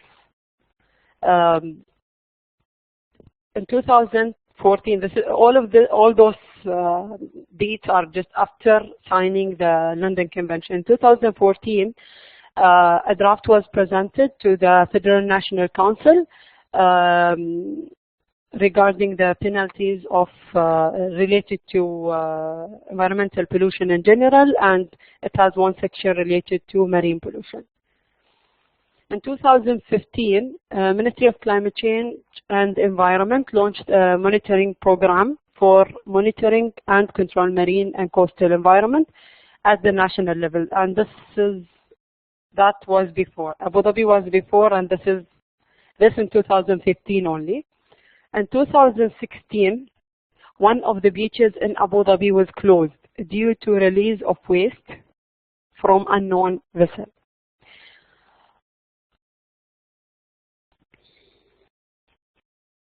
So this is alarming indication for us that we are implementing the convention. However, our efforts are not enough. Here are some data from Abu Dhabi. That was the only published data. That's why I have Abu Dhabi only. Going into the analysis part, after adoption of the London Convention and Protocol, there was no clear effort from the federal level to ensure the convention implementation. The owner and responsibility department and sector among the Emirates were not defined. Here we have only DOT in Abu Dhabi, Department of Transport, and Dubai Maritime. So other authorities, even if it is included in the scope of the municipalities at the Emirates level, it was not really a clear effort from their side. Framework of implementation was not standardized among the concerned authority. Standardization comes from Ministry of Climate Change, that is the federal level. It should come from there and then cascaded down to the local level. Fragmented efforts to comply with the convention led to gaps on marine prevention system. We have strong system in Abu Dhabi and Dubai, and then we have a drop in other Emirates. So this was a huge gap. And for us, we are all using the beach for different activities. I mean, they are all having the port, they are all having some tourism activities taking place there. So if the control system was not established, then we can expect a huge environmental impact. There was no consequences on non-compliance from some Emirates. I mean, here if they report an incident, then what happens? They will clean up, but they will not be building something else to prevent recurrence. So that is very important. If we have at least one reported incident, recently in Sharjah, Hamriya, I think it was Al-Qasr. They had one incident of ship with oil, I think it was. The monitoring system plays to reactively study the marine pollution. They force all the Emirates to have the monitoring stations. However, they are studying it and reacting. They are not putting the plans ahead to prevent pollution. Absence of oversight of convention compliance among the 7 Emirates. And here comes the recommendation.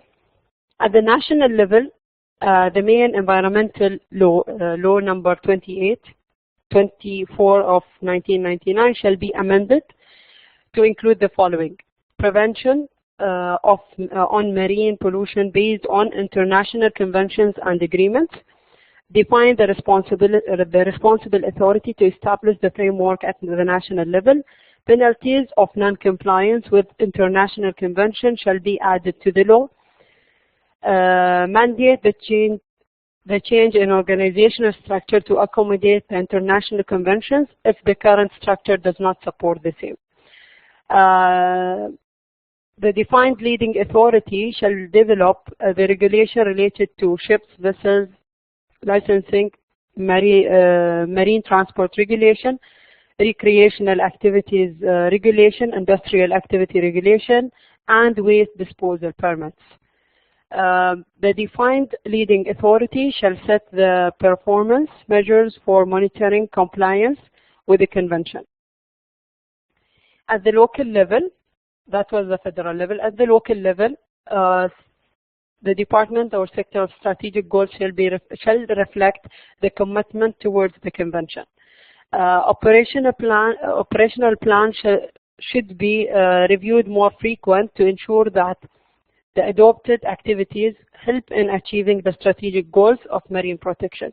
Because sometimes we have the goal for 5 years, and if we don't have the mid-cycle reviews and the quarterly review on those data, we'll not be able to know that was not successful till the end of the strategic plan object years, which is most of the organization, they're having it for 5 years.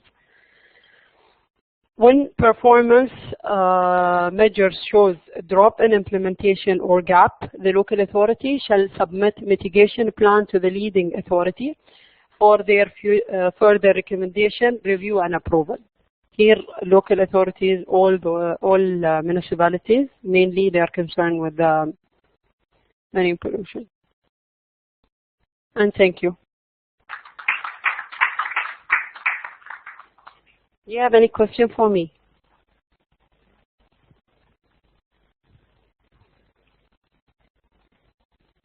Yes.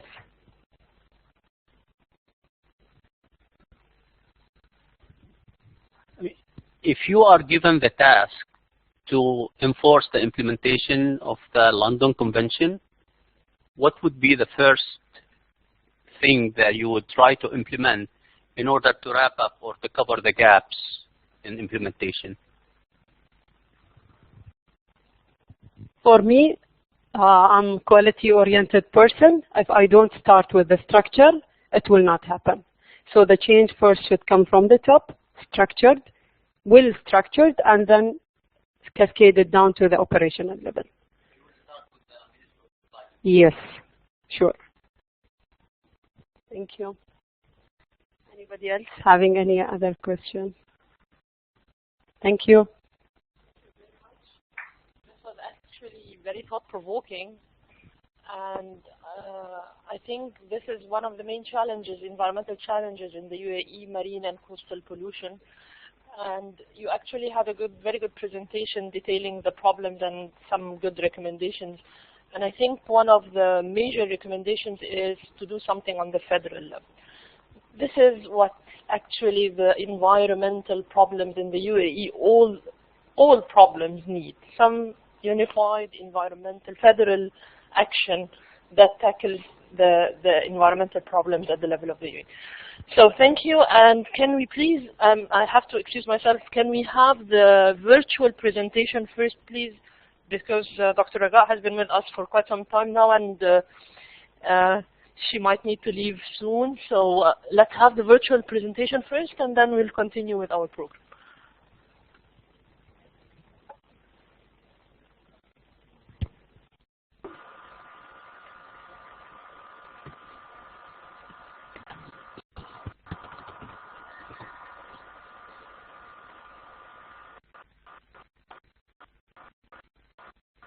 Hello.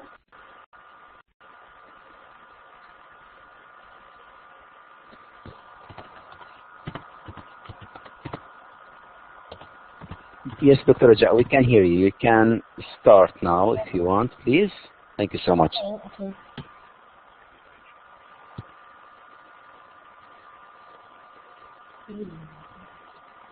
Dr. Raga? Hello? Okay. Hello. Hello? I upload my presentation.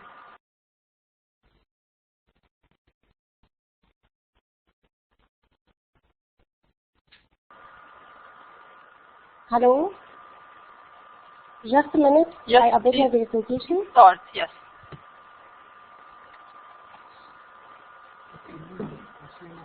Hello.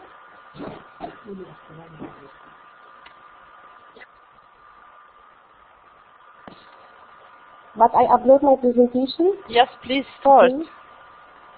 What?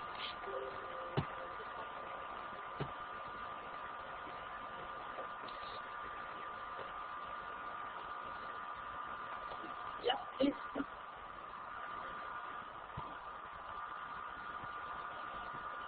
Okay, wait a minute.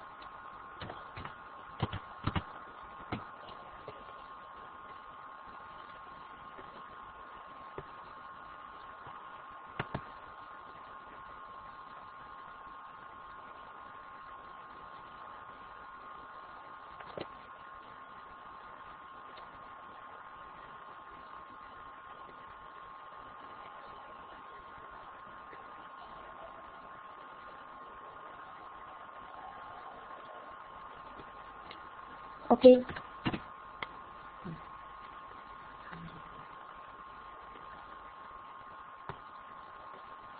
Can you show it? Hello? Hello?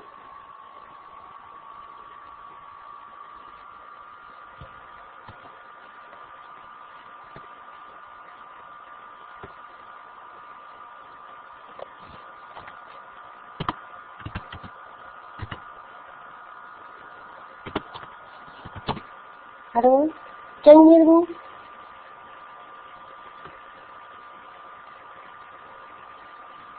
Yes.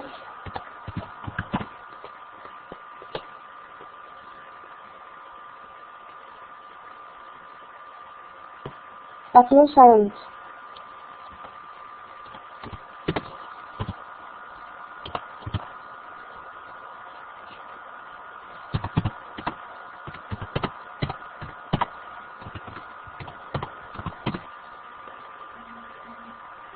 Hello?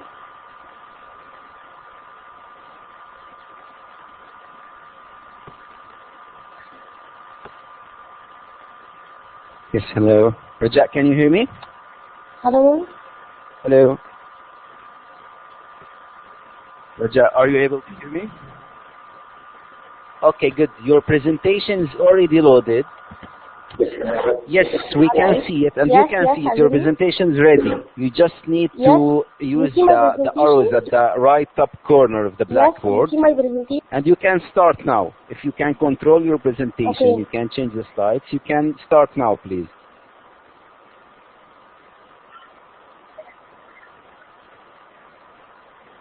Raja, is still there? Yes, perfect. Yes, exactly. Now just click on the talk button and you can start. Sorry? I need to make it sure.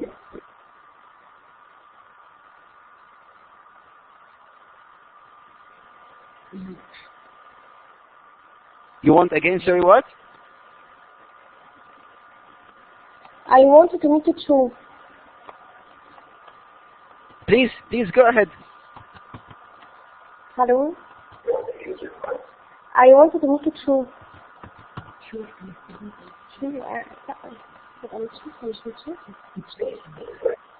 عليكم السلام. Okay. السلام عليكم. في البداية أود أن أشكر دكتور معتز السرجاني وجميع القائمين. أود أن أشكر دكتور معتز السرجاني رئيس المؤتمر وجميع القائمين على مؤتمر إبداعات عربية 10 على قبول البحث وإتاحة الفرصة لي للمشاركة في المؤتمر. موضوع البحث تأثير برنامج إرشادي تعليمي على تنمية الوعي والسلوك البيئي لدى أطفال المرحلة الابتدائية بمدينة الإسكندرية. المشاركون في البحث أستاذ دكتورة سميرة أحمد أنديل، أستاذ دكتور نيفين مصطفى حافظ، أستاذ مساعد دكتور الثوري محمد أنور سرحان، ومعكم رجاء علي.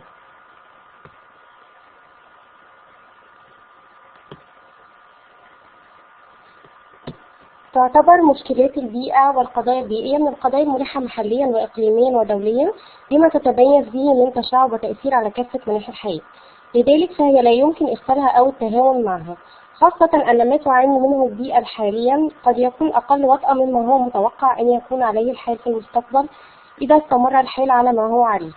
وبالتالي مما حدث لكثير من الباحثين إلى الدعوة إلى حماية البيئة والتي لا تتحقق بفن القوانين والتشريعات وحدها.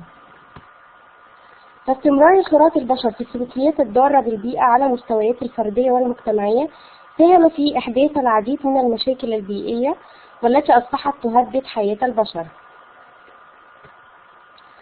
وبما أن المشكلة تكمن في غياب نسق متماسك من القيم والاتجاهات البيئية، لذلك ندعو الجميع إلى الشروع في بناء نشء واعٍ ببيئته للحد من المشكلات البيئية.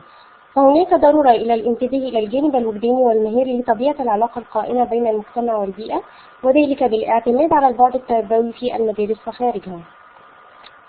وتكمن خطورة مرحلة الطفولة في كونها مرحلة تكوين العادات والاتجاهات والمهارات العقلية، ففيها تتشكل شخصية الإنسان، وبالتالي فأي خلل في هذه المرحلة قد يكون من الصعب إلى درجة الاستحالة علاجه في المستقبل. فإذا لم يتطور شعور الأطفال بالاحترام والاهتمام بالبيئة خلال السنوات القليلة الأولى فهم عرضة لخطر عدم تطوير هذه المواقف أبدا. فالتعليم البيئي في سنوات الطفولة يجب أن يستهدف تنمية الحس وتقدير البيئة وتجربة القرب من الطبيعة واحترام المخلوقات الحية والعادات المعيشية الخاصة بها. والتعليم البيئي الناجح هو الوثيق الصلة بالأساليب المستخدمة من قبل المعلم لإشراك المتعلمين، ولذلك فلا بد من تطوير أساليب التعليم الناجحة والبحث عن استراتيجيات تعليمية تؤدي إلى تحقيق الموضوعية والواقعية في التقييم الذاتي. ولتحقيق القيم البيئية فلا بد من إتاحة الفرصة للأطفال للتجربة المباشرة من خلال الأنشطة التعليمية في الهواء الطلق، حيث يكون ذلك يجعل العملية التعليمية أكثر فاعلية لدى الأطفال ويكون لديهم المزيد من الحماسة والدافعية للمشاركة. ولا ينبغي أن تركز التربية البيئية بأي حال من الأحوال على المعلومات والحقائق البيئية الجامدة، بل يجب أن يكون محور ارتكازها على السلوك البيئي الصادر منها، فتدعم أنماط السلوك الصحيحة وتشخص وتعدل أنماط السلوك الخاطئة. فالبرامج التعليمية المعدة إعدادا جيدا وذات المحتوى المشوق من الأنشطة التي تمس حاجات وميول الأطفال من أنجح الوسائل لتنمية الوعي البيئي. المشكلة البحثية. لقد تفاقمت المشكلات البيئية وامتدت جذور أثرها إلى عدة أجيال متعاقبة وشملت جميع مناحي الحياة، مما أدى إلى اختلال توازن علاقة الإنسان بالبيئة واختلال التوازن البيئي.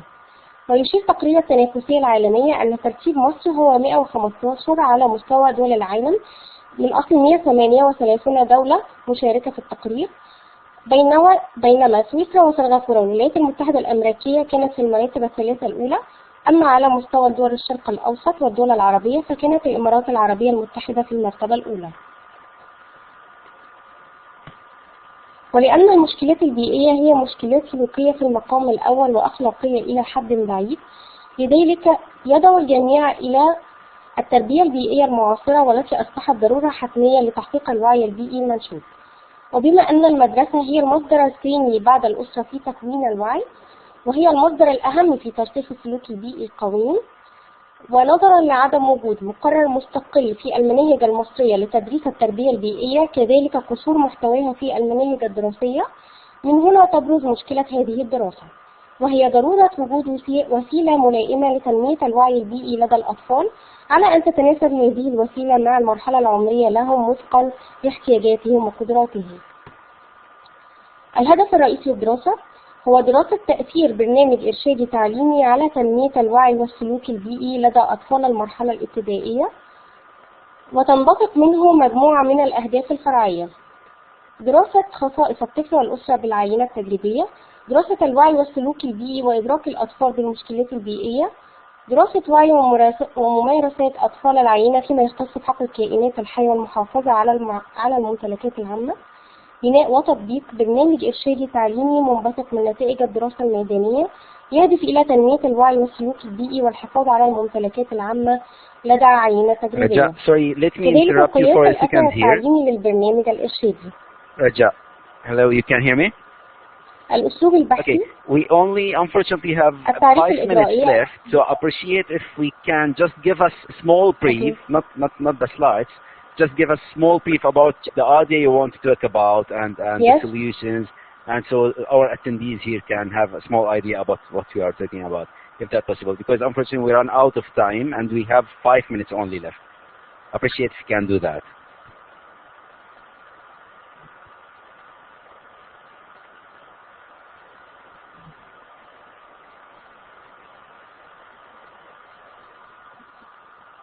Okay.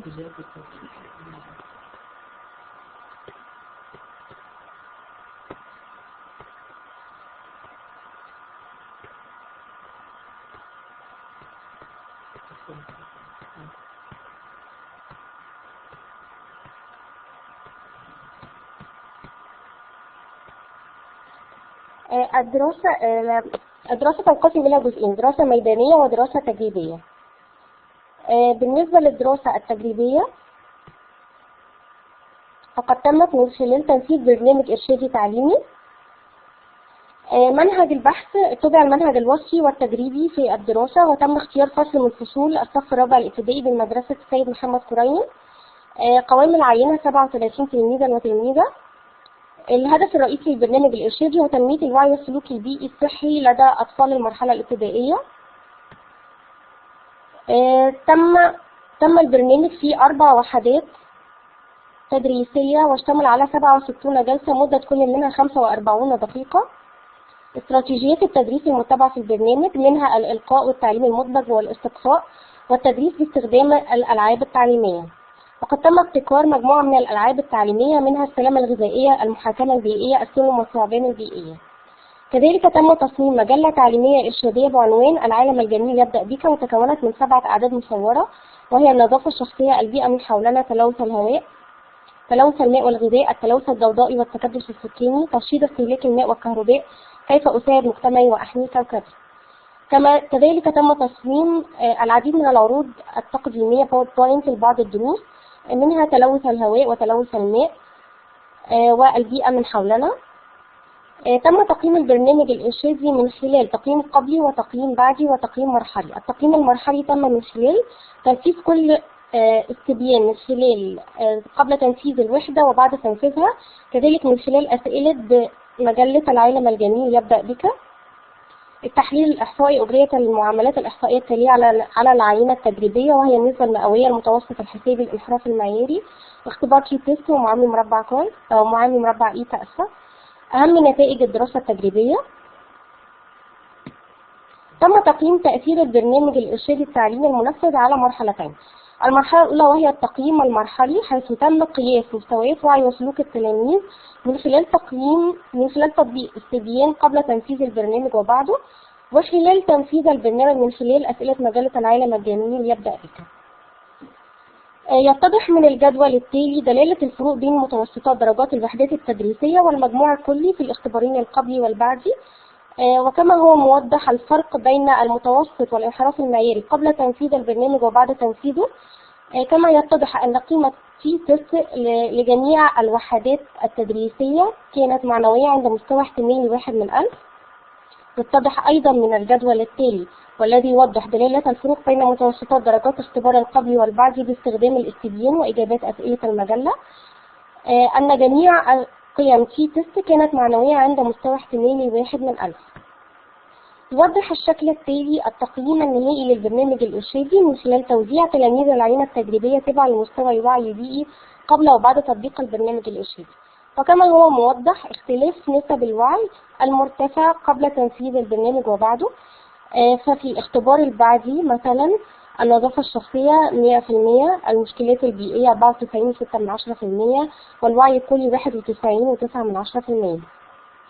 عند توزيع تلاميذ العينة التجريبية تبع لمستوى السلوك البيئي قبل وبعد تطبيق البرنامج الإرشادي، تبين ارتفاع نسب السلوك الجيد في الاختبار البعدي، حيث كانت في محور المشكلات البيئية 100%، في حماية البيئة 94.6%، السلوك الكلي 89.2%.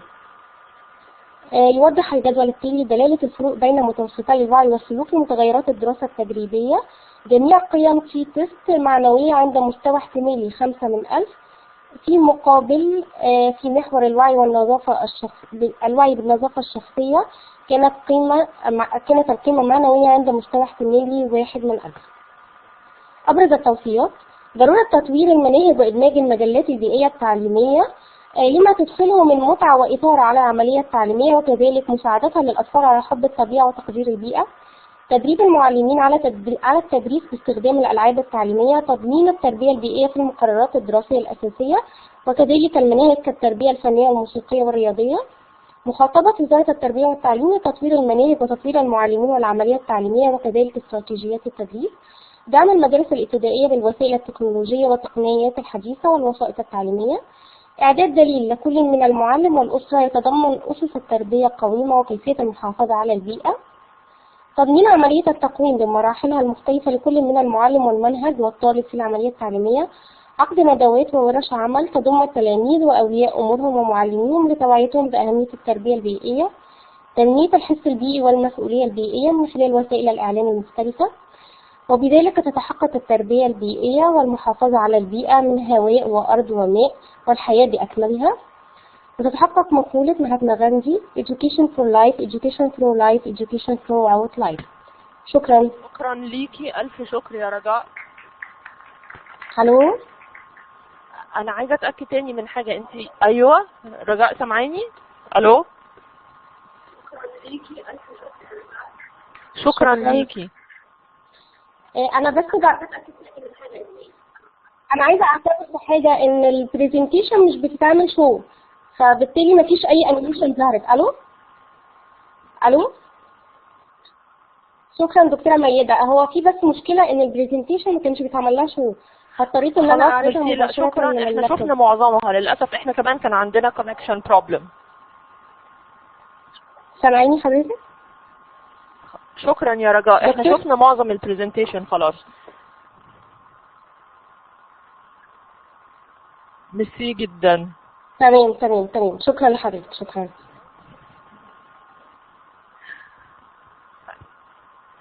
تمام. No, thank you so much. شكرا يا رجاء، مفيش أسئلة. شكرا. في أي أسئلة؟ Raya? Yeah, we can proceed now with the Raya's presentation, right? Very good.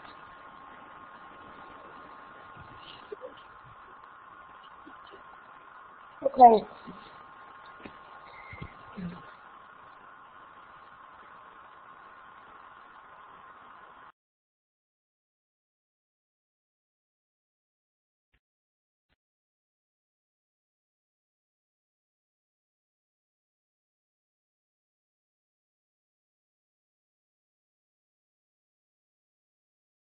Hugely before 1920.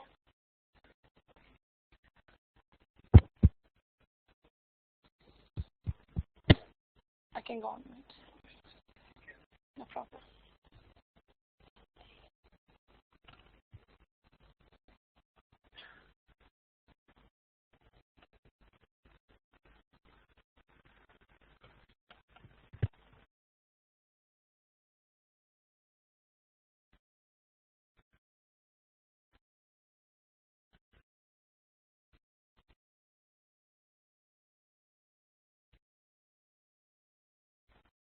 In the past, the UAE's economy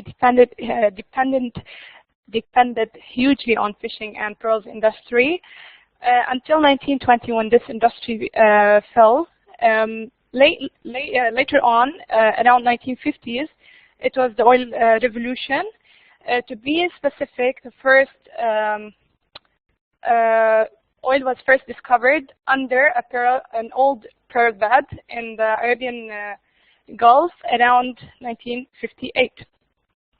This oil revolution opened the country into trading and tourism. That's when people were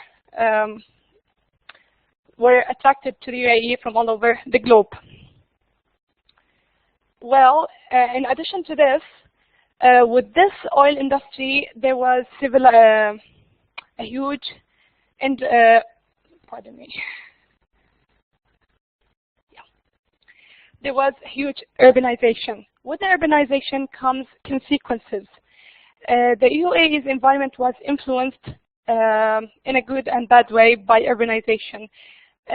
Environment-wise, in 2006, the UAE had the biggest ecological footprint in the world with 11.68 global hectares per person, whereas the global average was 2.2 hectares per person. High energy consumption was accompanied by high carbon emissions. Therefore, the UAE's landscape of sand and rocks did not help much with the reduction of carbon emissions.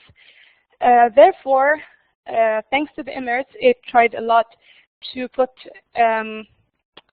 effort and resources into increasing green landscapes. But with this, there was huge energy consumption also, with the desalination of water to water these green landscapes.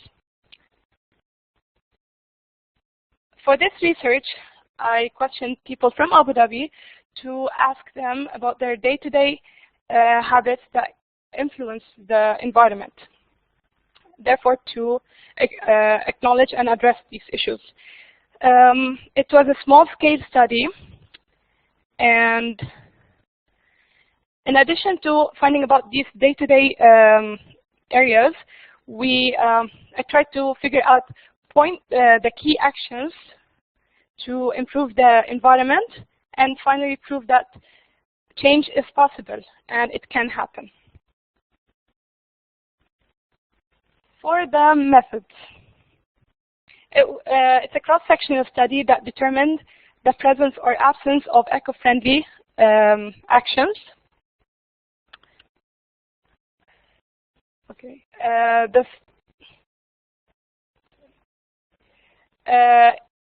And it studied Abu Dhabi residents, and the sample size was 83 due to the short data collection data of a week. Therefore, the sampling was convenient. Data collection involved the survey of 21 questions. 20 of them were multiple choice. Therefore, they were analyzed quantitatively, and one essay question that was analyzed qualitatively.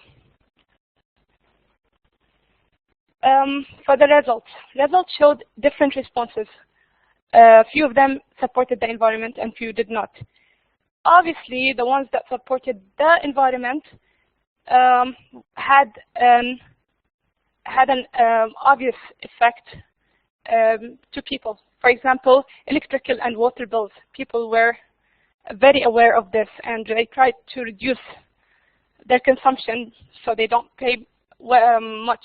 But other aspects, people were not much aware that they are harming the environment through practicing them. So, due to the many responses I got, I used a priority system to focus on the answers that need to be addressed. So, for the questions that people answered never to, that 25% of the people and more answered never to, were high priority, meaning they need to be addressed because most of the people do not follow. These included recycling paper and other products, composite bins, saving electrical equipment, use of public transportation, and buy from second-hand shops. For the essay question, I chose 10 most voted for struggles that people face to become eco-friendly, and these are mentioned in here. So the most voted for one was not enough recycling facilities, and we all, I guess all of us notice this in malls, at the street, in the parks. We don't have enough recycling bins. Then comes lack of awareness. We need to teach the kids of today how to become environment friendly, so they become adults of the future that would protect our world. Lack of reusable goods. Then comes people's overconsumption mentality, lack of recycling policies. Local product shops are rare. We need to support local products. Then comes time, and surprisingly laziness. Finally, with the least vote comes experience, expensive organic reusable products, and finally composite bins are not common.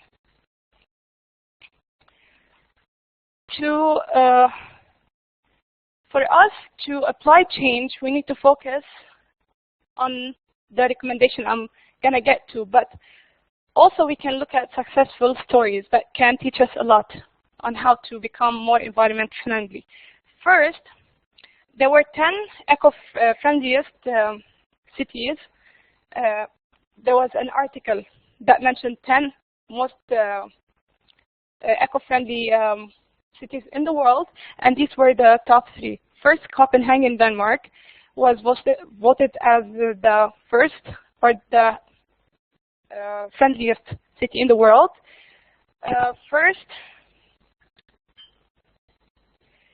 The living there and the culture supports being environment, and biking is a very common mode of transportation. Then comes Amsterdam, and it's very well known for the huge amount of bicycles there, and they have the highest number of bicycle riders.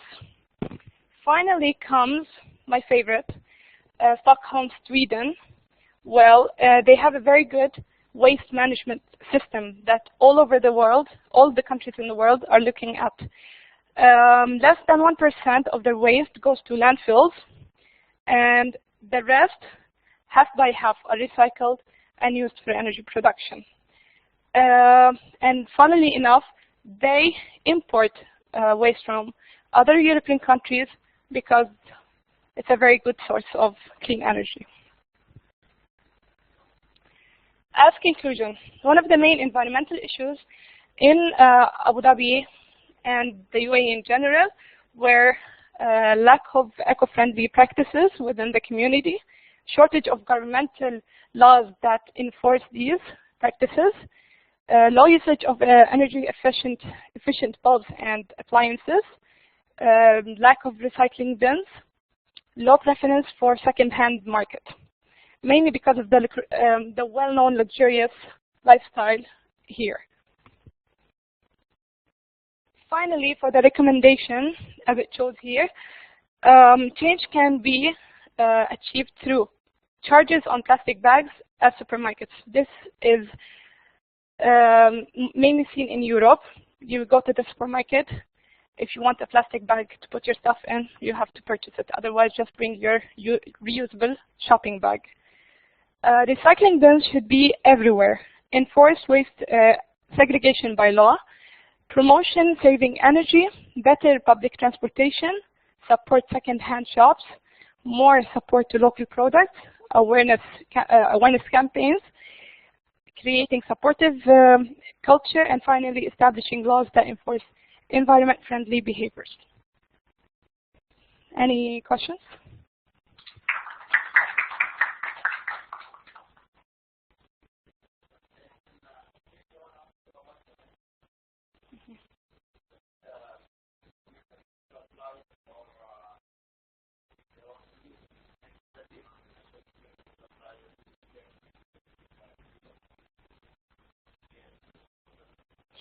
You mean the best ways to teach people on how to become environment friendly? So as I mentioned, we can start with the young ones of today, because tomorrow seems scary and we need to really focus on how to make it a better place for them. So we teach them on how to act more friendly to the environment. Second of all, innovative ways to aware people on how to be more environmentally friendly, like not the usual banners or so. We need to be innovative. We need to attract people on how to become environment friendly. Yeah, and applying and reinforcing laws. Law has to act to enforce people. Like, for example, in Sweden, in Switzerland, the government does not collect your waste unless you segregate it. It will just stay there in front of your house until you segregate it. So the government is not responsible about this. So the government has to be involved. We need to educate the young ones, and people have to make it in their daily habits to be environment friendly. Yeah. Yeah.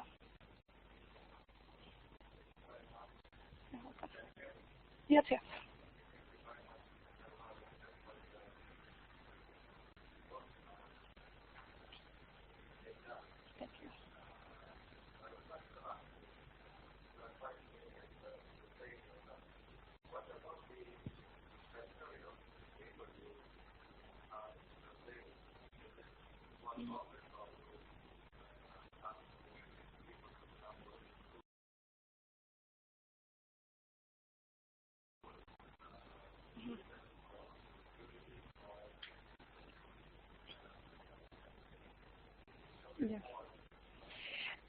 As I mentioned, there was a limitation to the study. The sampling was convenient, meaning it was not randomized. So it was sent online to people, and it had a very clear title that only for Abu Dhabi residents. That way I tried to minimize answers from outside Abu Dhabi. And it was only for a week, and so I was not very much aware of each participant. There were 83, and there were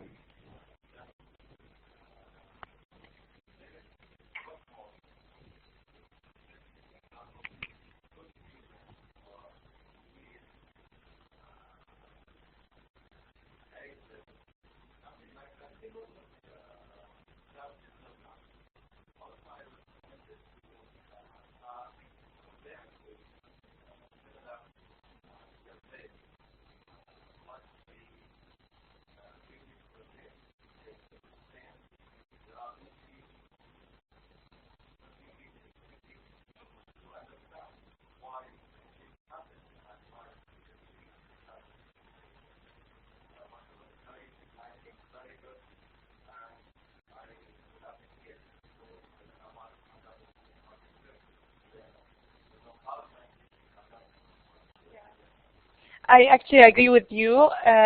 Unfortunately, studies are very limited here in the UAE. We need to encourage people to research more. I didn't find any similar research that has been done in Abu Dhabi.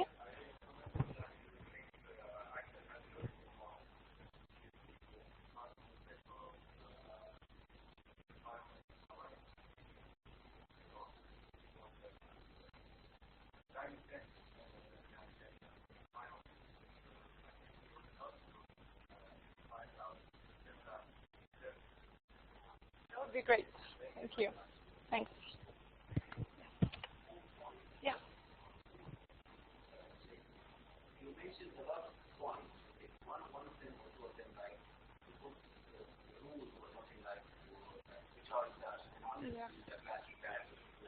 Yeah.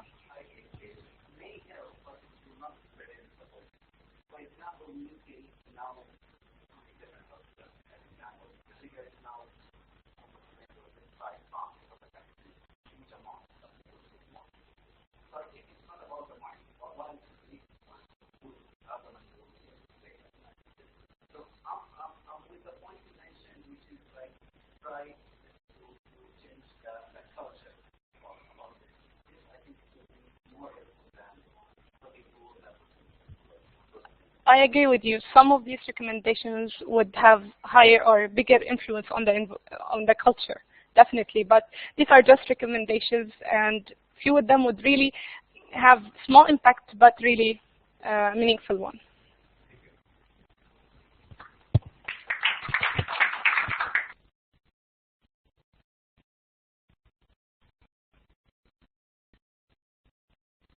Really interesting, and the points you raised are very important actually.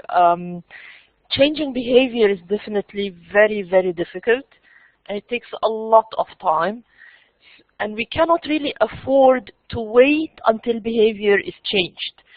So we have to come up with some short-term recommendations, even if they don't really have a lot of impact, but still we have to come up with such short-term, moderate term, and long-term solutions, and changing behavior is definitely a long-term solution.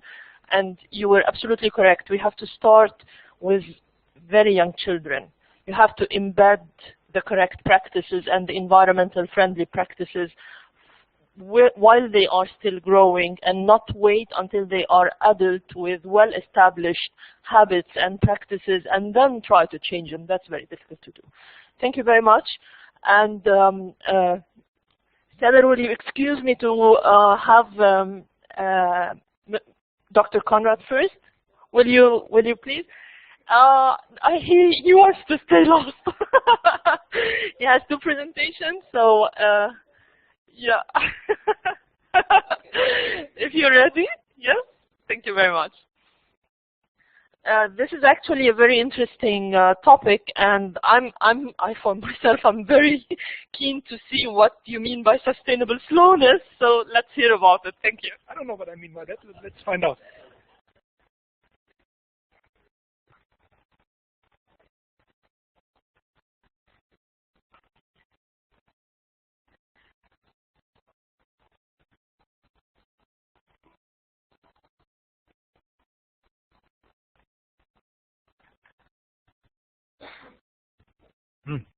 Well, thank you very much. I usually don't use mics when I stand in front of a relatively small group like you, because I thought it was overkill bombarding the room with noise, and I like to speak freely into the crowd. But in this case, if there are people online listening, then of course we will indulge them.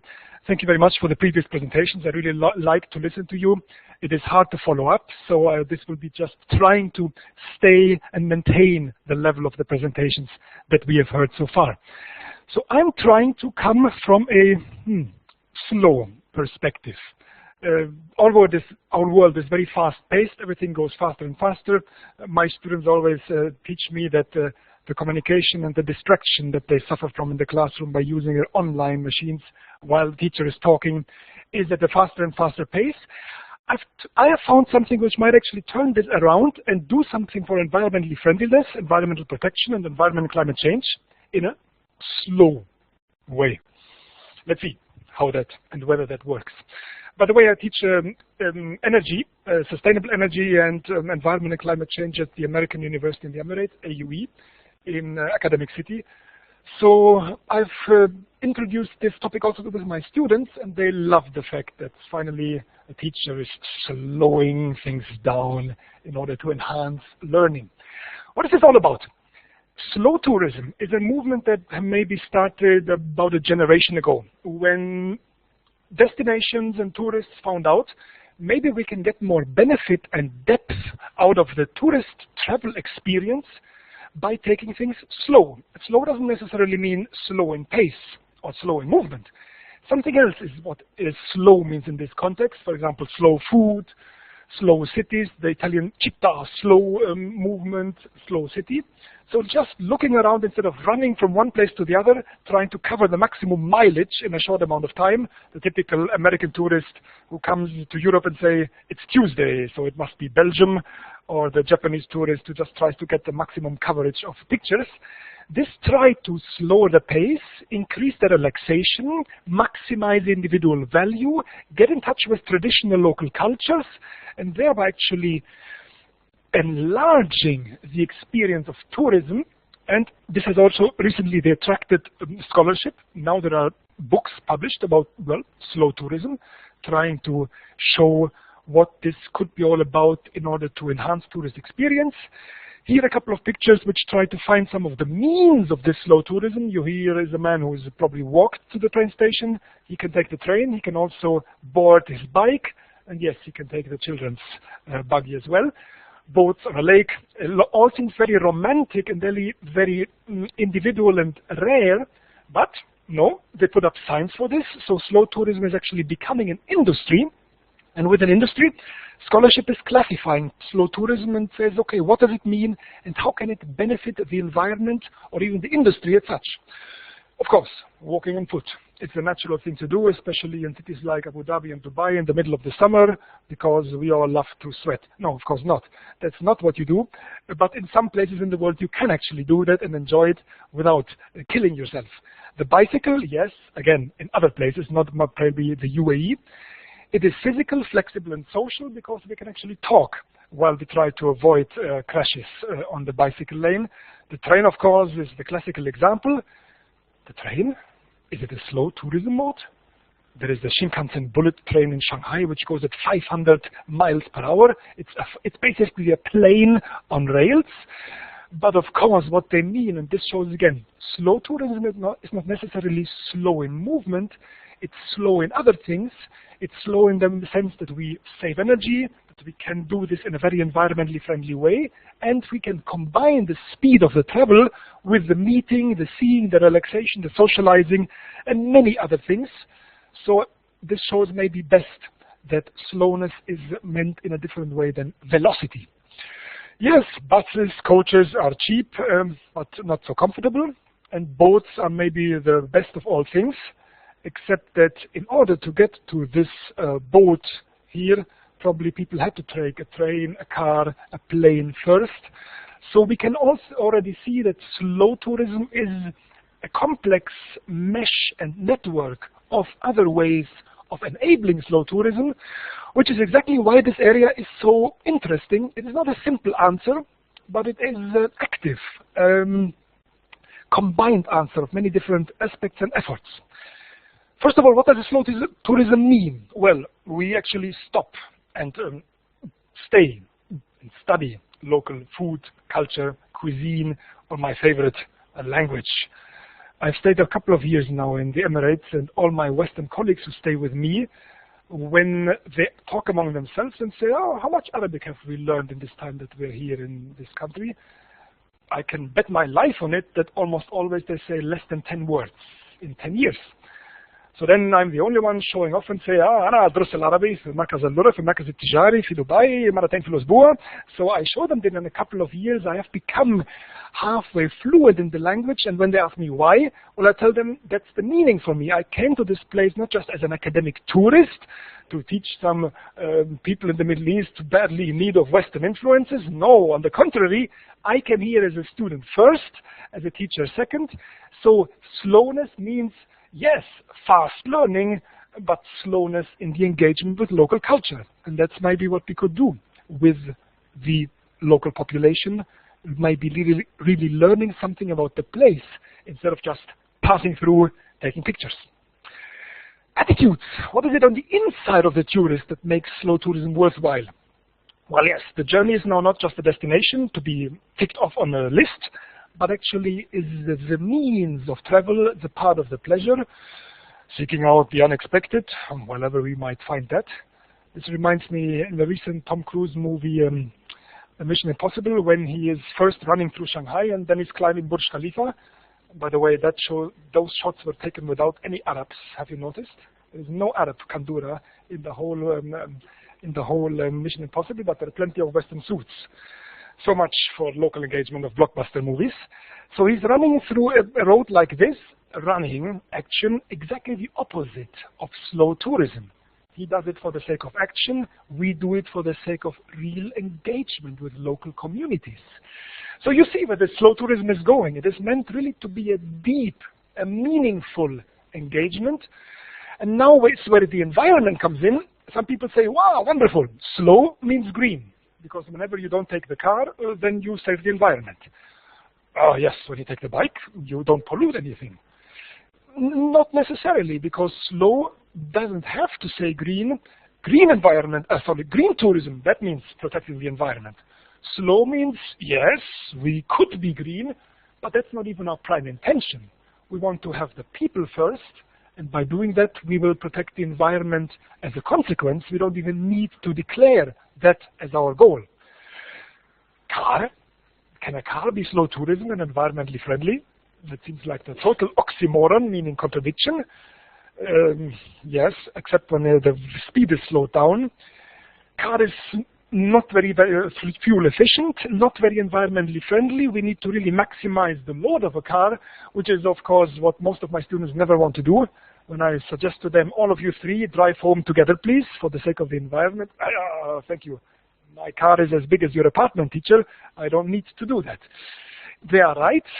That is the problem of the car.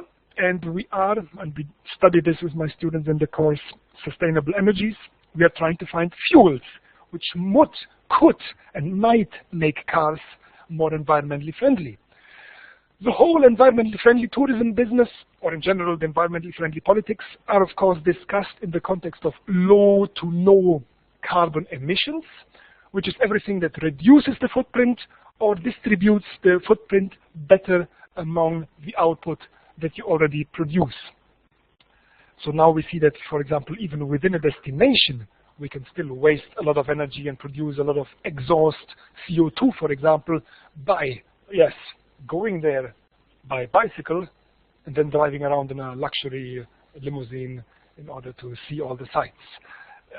So yes, slowness means an integrated vision and philosophy of travel that, again, doesn't have to be pedestrian slow, but it's about the engagement itself.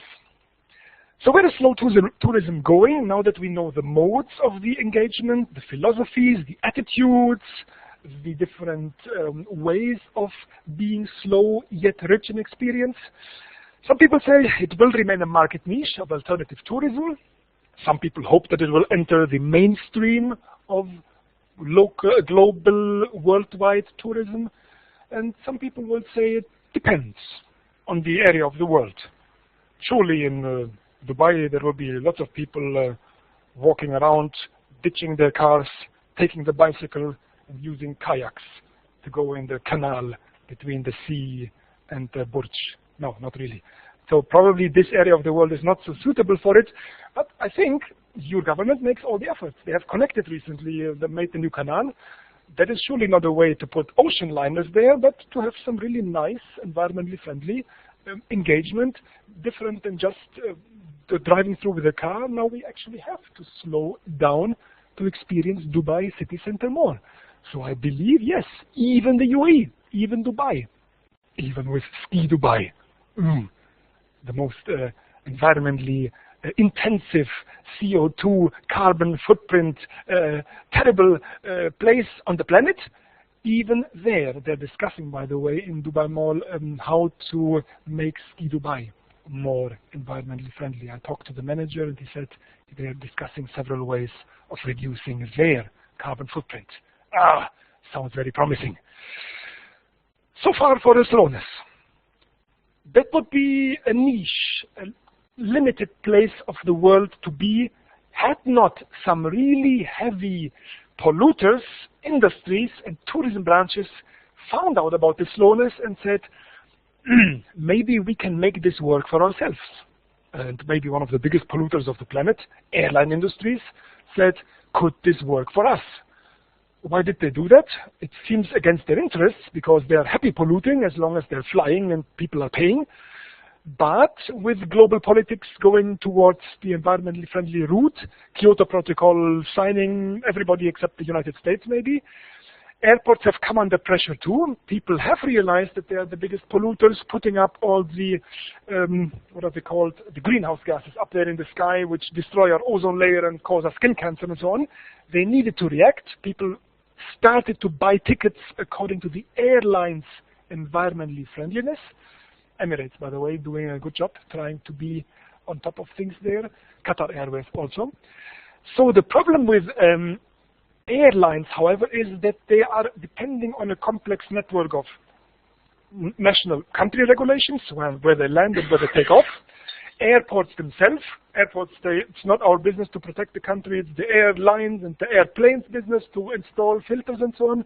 So between the planes, the airports, the countries, and the international global aviation collaboration networks, there is a whole legal and political mess which needs to be sorted out. Importantly, airline travel, the biggest travel polluters in the solar system, have taken notice and start doing something about it. Business travel, of course, until now business never cared what they did to the environment. It was about the bottom line, as a buck to be made. And even they say, well, so far we met in traditional face-to-face meetings, and now we are starting to have virtual meetings. And fortunately, we just had a virtual online presentation just now, saving the good student having to travel here, and she could give it from her home. So exactly, this is not just about saving money, it is now coming down even to the environmental bottom line, doing something good by saving energy, personal and environmental. International tourism breaking down into many sectors, and that's why I just want to simplify this. Let's keep it just at the level of the destinations and multinational corporations. Destinations begin to realize that by not polluting themselves, it's actually healthy. If Beijing residents realize now they cannot breathe anymore because their citizens need to constantly run around with a gas mask in front of their faces, they start thinking that is maybe not a good way to live. So do other destinations around the world, and the multinational companies who until now were very happy to pollute our skies, well, they've discovered CSR, corporate social responsibility, doing the right thing. And at that point, especially when I teach the class global corporate social responsibility, I start my semester only with one question. How can you tell businesses whose interest is making money to invest in money, thereby losing money and losing their competitiveness, when that is against their prime interest? Why should they do that? They will lose money by doing the right thing and being corporate social responsible. Why should any business do that? And then the students look at me like you do now, say, wow, this is impossible. We cannot do this if we lose money, and if we want to make money, we cannot be environmentally friendly. And then by the end of the semester, they found the answer. Hold on for a moment. I know that you might know it. I just want to give our students a chance to find out, how do you think businesses can be taught to invest in something which makes them lose money? There is no doubt about that. And their competitors don't do that and have a better profitable life. So protecting the environment is an investment that costs and hurts. Why should any business do that? So now you're curious. Think for 10 seconds. Oh, I gave you the answer already. How unfair is that? So the students think it's impossible. It's a squaring of the circle, so to speak. It's an oxymoron. It's a contradiction that cannot be resolved unless they find out, yes, doing that in the first place, losing money, yes, but then doing the right thing, gaining the reputation in the public, having more people who like you because you do that, having more customers because they support you, then in the end making more money because you invested and lost the money at the beginning. When stakeholders, shareholders begin to think, we want to invest in this company because they're not destroying the environment. So let's say instead of McDonald's, they invest in chicken McNuggets. Bad example. But let's say one of the fast food chains is producing their fast food with less damage. They put that on a big sign outside and say, we are the protectors of the environment. Buy from us, eat from us, invest in us. Thank you very much. Everybody happy. People become your customers and loyal supporters, and that's by investing money, you make more money because you do the right thing. Make sense? Yeah. So even they have discovered this. So it seems the world is catching up to the idea, and student travelers, people like you, of course, have always been the best example because students don't go somewhere to live in five-star hotels and in Burj Al Arab suites, or at least most of us not. They do it more modestly. They want to actually meet people, make contacts, see the world, and not so much pollute the world, which is why they were the best example of having the right attitudes, necessarily a limited budget, which forced them to slow down, and instead of taking the Concorde between Europe and America, they took a more environmentally friendly airline, or even the train, or maybe the car, or the bike, which is why they are such a good example of culture, political, social awareness, all combining into an environmentally friendly tourism. And finally, just to finish, some example groups of tourists, religious tourists. Well, they are maybe even the most typical example of environmentally friendliness. Why? Religion, by its very definition, is something that you do with great awareness, care for other people, whether it's pilgrims or Chinese holy site mountain climbers. And even they, when they go there, find out, oh, the local Chinese government has just installed a dam here to raise the water level, to have more skiers and windsurfers in the area. And now we have just flooded a couple of religious sites. Oh, we have experience with that in this part of the world. What did they do to one of the biggest old, ancient Egyptian temple areas that they were flooding, and then they had to take it away and build it somewhere else? Abu Simbel. It's a massive site of pharaonic statues, as big as a block, and 3 of them next to each other. And because they had made a lake, and these statues would have been underwater, they had to cut them away in $1 billion business and build them again on the mountain much higher. It's the most famous transfer of a historic religious monument in the history of humankind. So yes, religion tried to save the world. So, with all of this, tourism has culminated in a movement for world peace, meaning also for environmental protection. And now we see that slowness actually has a lot of powerful political content if it all comes down to a list of demands and requirements that says, this is the ideal of tourism. We might not always be able to do it the eco-friendly way, but why not start with an ideal and then see how this works? So I think the bottom line of this is, our question initially was, how can the slow ways of tourism, for example, student travel, teach the fast and powerful and investment-rich and polluting industries like airline and business travel a few lessons? And given the fact that airline and business travel is now listening very much to the slow travel forms like tourism, well, maybe it's not a contradiction anymore that we have slow and fast tourism, because we have now found out that slowness doesn't really mean less speed. Fast will still be fast, but slowness can mean more awareness, richer, deeper engagement. Yeah, we can still fly, or we can maybe do something else instead, but it's about how inspired, how conscious we are when we do this, how many bridges we can build when previously we were just passing through. And by the way, this is called the Environmental Awareness Bridge, recently built in the new millennium in Slovenia. You might think about the aesthetics what you might, but I think the fact that they built this in order to construct it from environmentally friendly materials, the same that they use in the new Airbus 380, the biggest passenger plane in the world right now. They built that from composite materials, meaning basically from recycled stuff that they would have to throw otherwise away. Now the biggest plane in the world is from recycled materials. This bridge is built from the same material to actually symbolize wings and the new attitudes of global tourism in a, well, slow, meaning environmentally friendly way. If I have managed to at least inspire you a bit, or at least to keep you awake, then thank you very much, and I look forward to your questions. Thank you.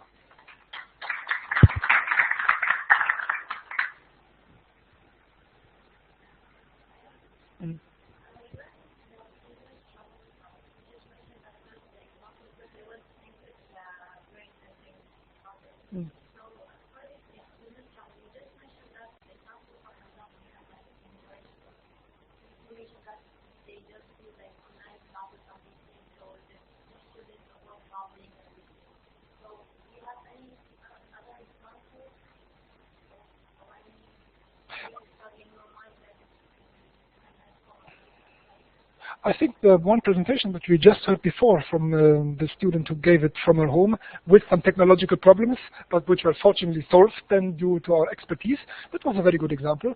one person who could not present and be here today, instead of incurring all the cost and energy of being here, well, very quickly and almost with no loss, apart from some technological issues, could present here.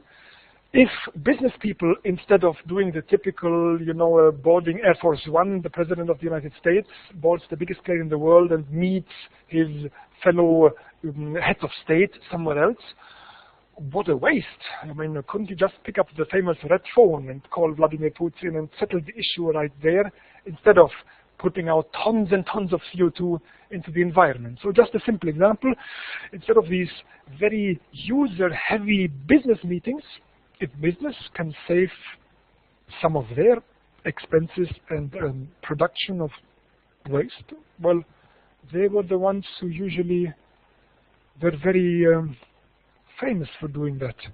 And why do I mention business? Well, we look at any movie in which there are Hollywood suits inside, we can be sure there is a limousine, there is a plane, or there is something impressively moving around there, which has the purpose of impressing the viewer and selling tickets. But when you look at it, was it actually necessary to do that? Answer, no. An example springs to my mind that is not a business movie, but it shows the tendency. Pretty Woman with Richard Gere and Julia Roberts, which made them famous back in the 90s, 20 years ago. In this movie, there is Richard Gere playing the middle-aged businessman, highly successful. When he talks to his, well, at this time friend, let's say, put it like that, friend Julia Roberts, he mentioned how successful he is destroying building companies, taking his jet, doing these things. He drives around in a limousine. Nothing of that is necessary for the plot, but it just symbolizes that being in big business means having all these attributes of the successful businessman. We don't need to incur examples of current president of the United States who basically became famous only for, as they said, we take the lift from the bedroom to the boardroom. Thank you very much. I don't know what else you take to travel around in the world. We do not want to know.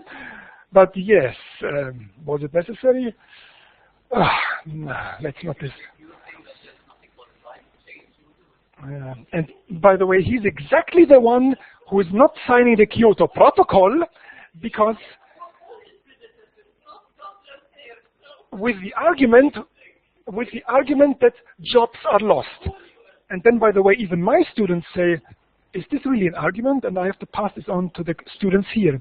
What do you think about a leader of a country who says, jobs are lost in our country if we are environmentally friendly, because all those polluting businesses produce jobs which our citizens really need? What do you think about that? Yeah, that's exactly what they say. Let's keep polluting the world because our people need to be in jobs. We would lose, children will go hungry to their beds at night because the father has been laid off because he was working in a car factory. Do we want this? No, we want the father in the car factory so that the children be hungry, not be hungry. So, students, what do you think about this argument of a national leader? And there are many people working in polluting jobs, we have to admit it. Because industry, the history of industry is a polluting history, because industry until now, from the Industrial Revolution, was the steam engine and was the polluting engine. There is no way to deny that. But is this argument today still relevant? Jobs have to pollute.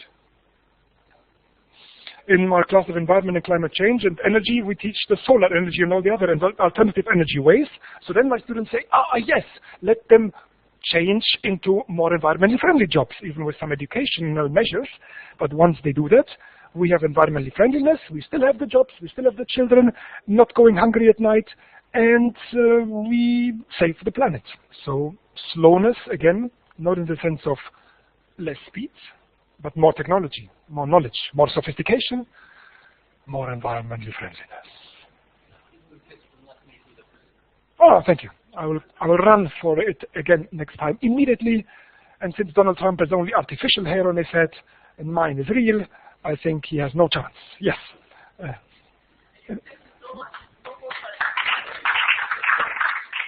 was really interesting and very, very inspiring.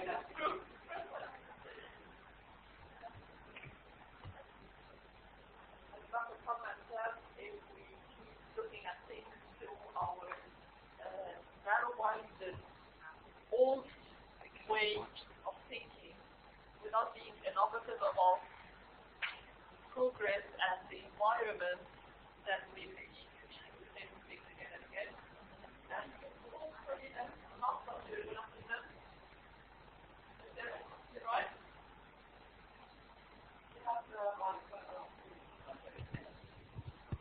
Okay.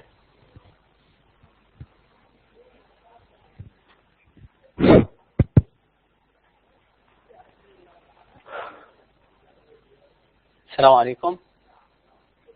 Before I start, I want to tell you that I'm honored to be here for two reasons. One is that I am an alumni from this university. Second, having Dr. Mayada, who used to be my thesis supervisor also, is also another honor to present in front of her.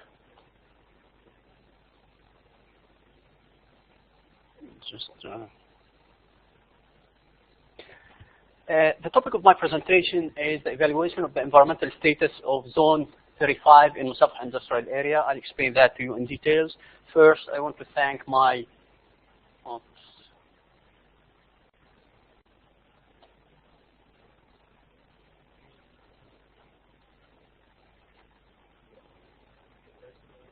أيوة.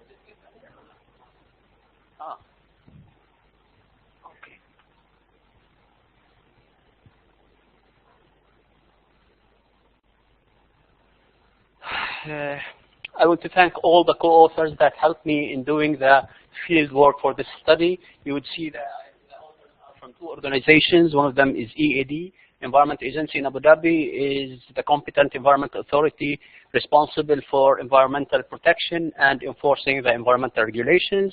RTI is the company where I work, and they are an independent non-profit institute that provides research, development, and technical services to government entities. The reason we started this study is EAD, the Environment Agency, requested an assessment for the Musafah Zone 35 area due to the concerns about the PM emissions due to the operations in that area. For the people who are from outside Abu Dhabi, this is the map of Abu Dhabi. This is Musafah area M35. And you would see that M35 has 27 facilities. Most of the 25 of the 27 facilities are ready-mix and concrete product facility, and that's why the focus of the study was on the 25, since they are the 90% and more of the population there. The criterion that we use over here for doing the environmental assessment is a combination of the algorithms and the programs, the parameters that EAD uses, which starts with the inspection and compliance tool and the risk assessment tool. Oasis database is the place where we house all our data.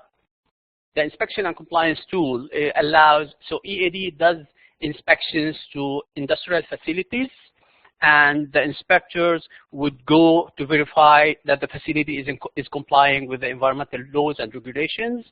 And the second criteria is the hazard evaluations done by the Riches Database Collection Tool, the DCT, where the hazard evaluators will visit the facilities and will collect data in order to prioritize the risks of an environmental sector. To give you an overview about the inspection tool, the ICT, Inspection and Compliance Tool, is a tool that allows inspectors to conduct environmental inspections using their laptops and tablets and upload it to the database. And it is a comprehensive, detailed, consistent inspection tool that issues reports to the facilities. These are the 9 criteria. You can see we do the inspection based on 9 criteria that covers the various HSE aspects in any facility. The other system that we use is risk characterization and hazard evaluation systems. This is a semi-quantitative risk tool that allows hazard evaluators to evaluate specific facility operations, raw material manufacturing processes, and other HSE management practices, and then it generates a risk score or a relative risk score for each facility. By having the relative risk score, we can compare facilities among each other, and we can compare various industrial sectors. Riches works over 4 risk dimensions. the first responder, the process hazards, the ecological risk, and the public health risk. The risk of the first responder are specific to emergency teams that respond to any accident. The process hazards are the risks that are imposed on the workers of the facility. Ecological risks are the risks posed to the surrounding environment. It verifies the presence of sensitive receptors and what are the impacts that how can they be impacted by the facility operations. And the public health risk is the risks to the public living in the surrounding area of the facility. This is the data collection tool, which is part of RICHES. This is the interface that the hazard evaluator uses. You would see that there are simple questions with simple answers, and all these are linked to risk scenarios and algorithms that will give the risk score. During the environmental and compliance inspection, violations are recorded and then are categorized. Looking at this graph will show, the bar chart will show you that most 40% of the violations that were identified during the inspection visits were linked to record keeping. 27% were first material control, material transfer, 26% on record keeping, 16% about solid waste management, and it goes on. So this was the first criterion. The second criterion is the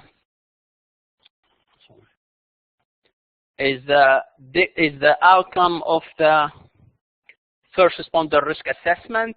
We have realized that the first responder dimension includes risk dimensions like limited access or egress to the facility, physical hazards of the facility, poor conditions of the facility buildings, having large amount of hazardous material inside, the inadequacy of the escape routes or the management practices. And this chart will show you the risk scenario, what are the answers that were used to evaluate the scenario, and then the proposed mitigation measures in order to reduce the scenario risk from high to low.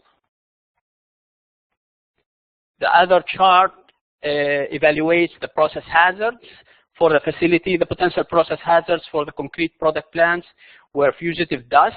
Primary risk drivers were the poor evacuation stairwells and the improper operations at the facility in terms of implementing proper management practices for their raw material. The public health scoring risk showed that the main concern from ready-mix concrete products was the release of air toxics and criteria pollutants. The impacts would be also from releases from spills and fires that would happen from routine and non-routine facility operations. And as I said, the most significant public hazard was the criteria pollutants. And here you can see the mitigation measures that we recommend, and most of it is installing the proper air pollution control devices in order to limit or to reduce the amount of emissions from this industry. And the last risk dimension was the ecological risk. Similar to the public hazard risk, the criteria pollutants are the most significant pollutant for the sensitive ecological areas around the facilities. Now, and then we made a comparison between, after measuring the risks from certain industrial sector and identifying what are the risk drivers, we realized that some facilities from the concrete product manufacturing sector had high total facility risk score compared to other facilities from other sectors. But the implementation of simple, cheap mitigation measures would cause them to become low risk. And when we compared the concrete product sector with other sectors in the industrial area, we realized that the concrete product sector scored low in comparison with other industrial sectors. The average was, the average total risk score for the cement sector was 54 and which is lower than the average across all the other industrial sectors. So we have recommended that focus on implementing the mitigation measures for the facilities of concern would cause them to reduce their risk and eventually would cause them to lower their impact to the environment. That was fast. So anyone who has questions, I'm ready to answer. Yes, doctor. Yes.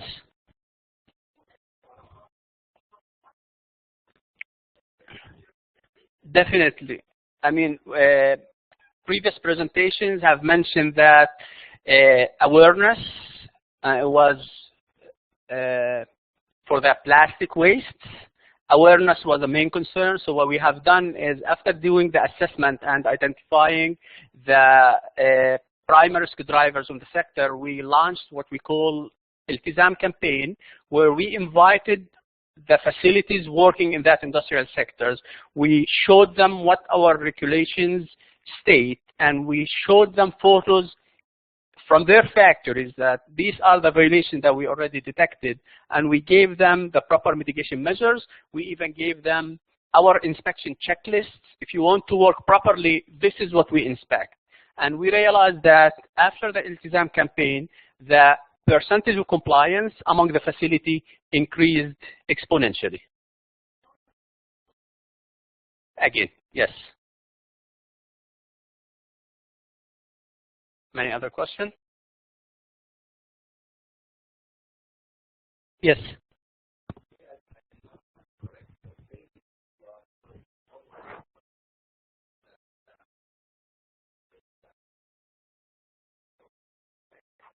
Right. Right.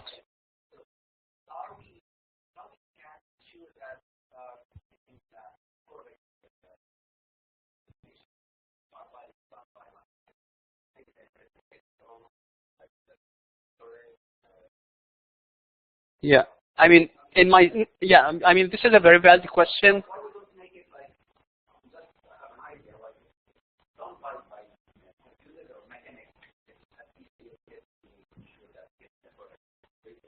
In my next presentation, I'll focus on more details about the risk system that we use. But if you look at the inputs, the data inputs, one of them is the DCT, the data collection tool, which is our inspector has to go inside and see things by themselves. But other inputs are computerized, like the GPS locations. If I am going to assess the impact of a certain facility on the marine environment, there is something that my inspector cannot do, which is the location of this facility next to a sensitive receptor. This is one. The third data input is emission calculations. None of the inspector can go to the facility and ask them, what is the amount of PM particulate matter that you emit per year? So we took these facilities, we collected data from them about their raw material usage, their products, and we use the US EPA 42, which gives us an estimation calculation of the amount of emissions that are released, and we took this data and incorporated in the system.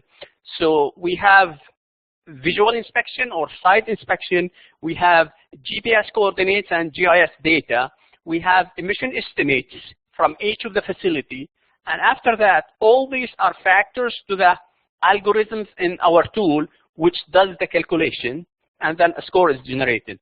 And the other thing is, if you look at the questions here, we tried as much as we can to simplify the process of risk assessment. Risk assessment is a complicated process, and there are many factors in it.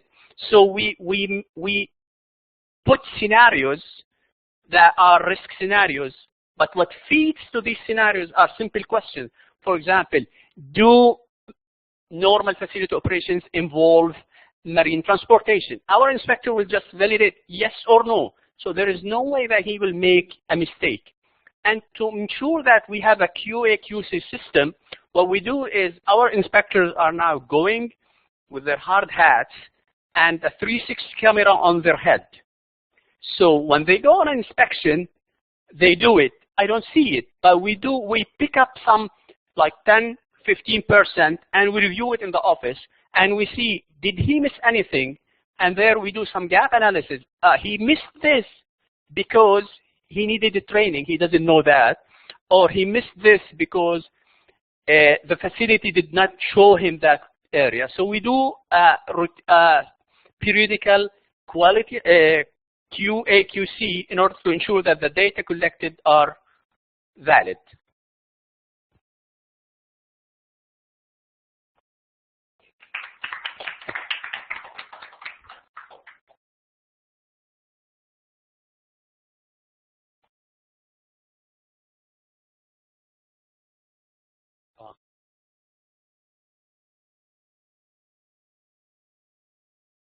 Yeah, the next 369.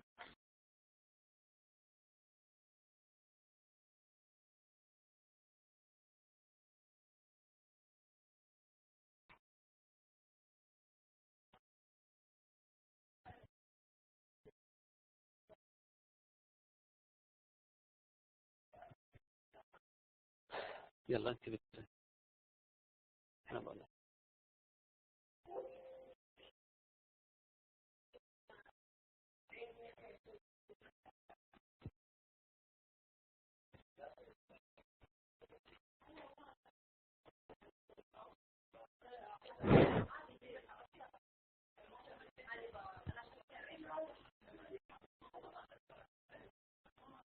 okay.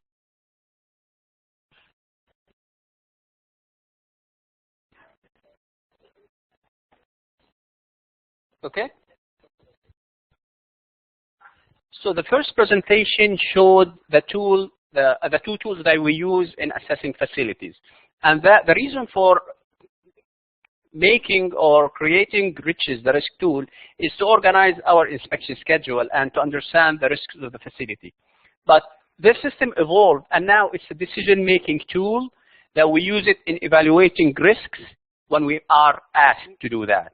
So this presentation will show how we use the RICHES tool as a decision-making tool for the evaluation of the risks of hazardous material storage area in the industrial area of Musaffa.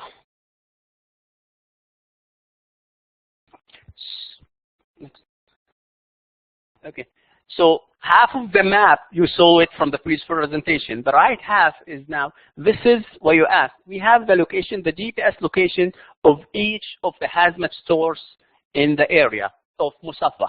You would see that most of them are concentrated on the seaside, and the reason for that is the convenience that they have by having a jetty area for mobilizing the material from their stores to the oil rigs or to the other entities.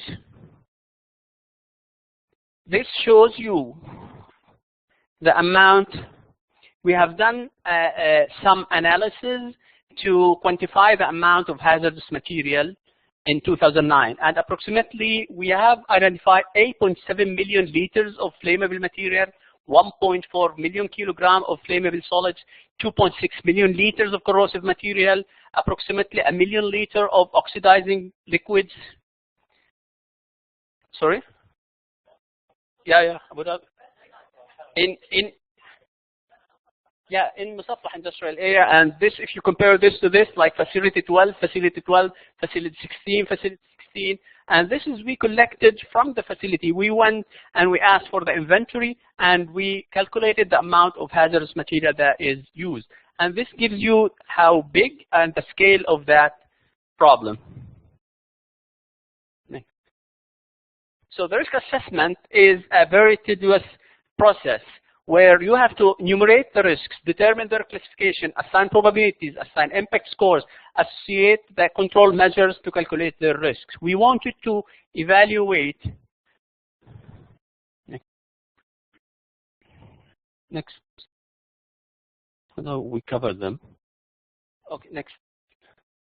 Okay, so in order to calculate the risk, the generic risk formula is the likelihood times the severity, the probability times the consequence. So it's probability times severity. So when we started doing our investigations, we realized that we can divide this into more than that. So we divided the probability into two probabilities. One of them is the probability of occurrence. Will an accident happen? That depends on the situation of the facility.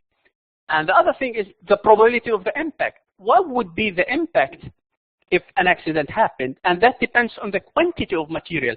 There's a big difference that the probability of having an accident or a fire due to storing flammable material is a probability of occurrence. The probability of impact depends on the amount of flammable material that you have. So if you have 10 drums or 1 drum, there's a difference. Then we check the severity. Severity, we divided it into two severities. The intrinsic severity. The intrinsic severity is the severity of the material itself due to its physical chemical properties. The mitigation severity is, we added that because we have realized that some facilities have invested in building up or creating or putting control measures for their operations. So if a facility has implemented some mitigation measures, this should make the severity of the accident lower. So we divided this two probabilities and two severities. This is again to show you. Now, the previous slide is the interface that the hazard evaluator uses, and I showed you that the questions are simple. But what is the function of these questions? You will see here some linkages. Here we ask the questions here, but all these questions are linked to scenarios. For example, if we take into consideration the scenario of having oxidizer material in the facility, we start asking, do you have oxidizing material?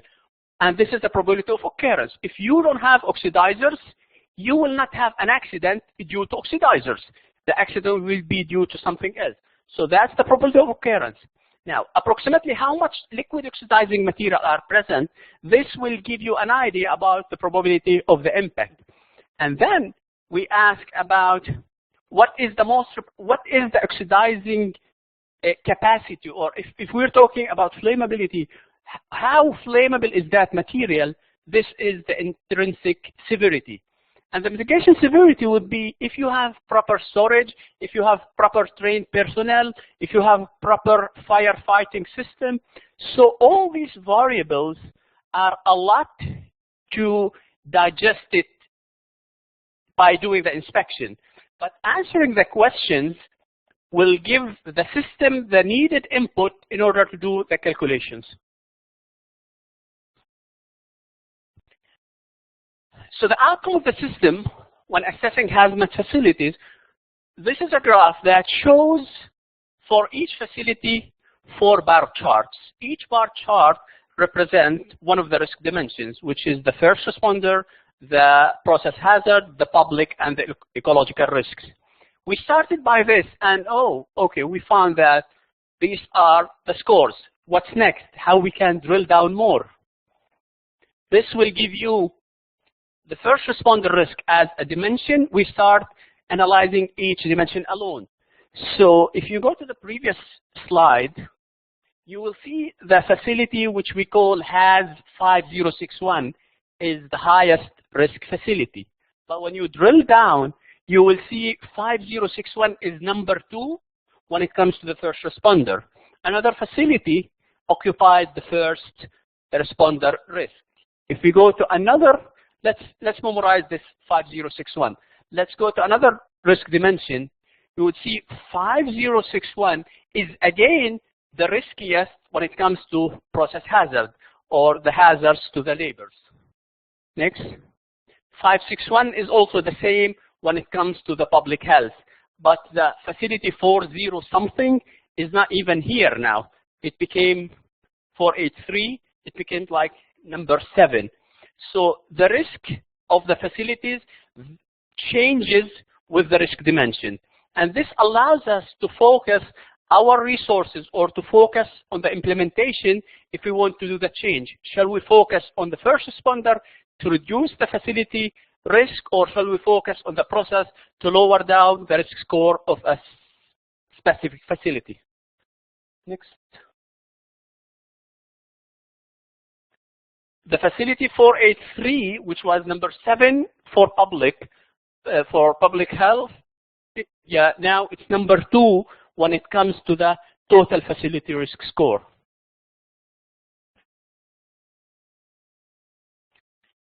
Now, the whole idea of doing the risk assessment for the hazmat store is that there's a tendency to evaluate, shall we have the hazmat stores in that area or shall we move them?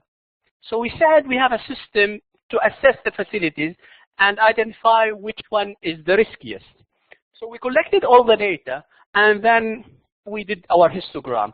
But the histogram did not give us like a clear cut which is the riskiest, or no, it gave us clear cut which is the riskiest, but which group should be tackled as a high risk group, medium risk, or a low risk group.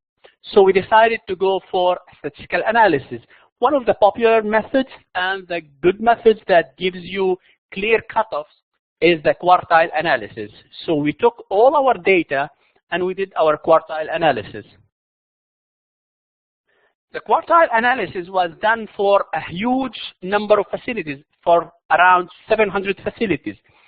The facilities, the hazmat store facilities are only 31.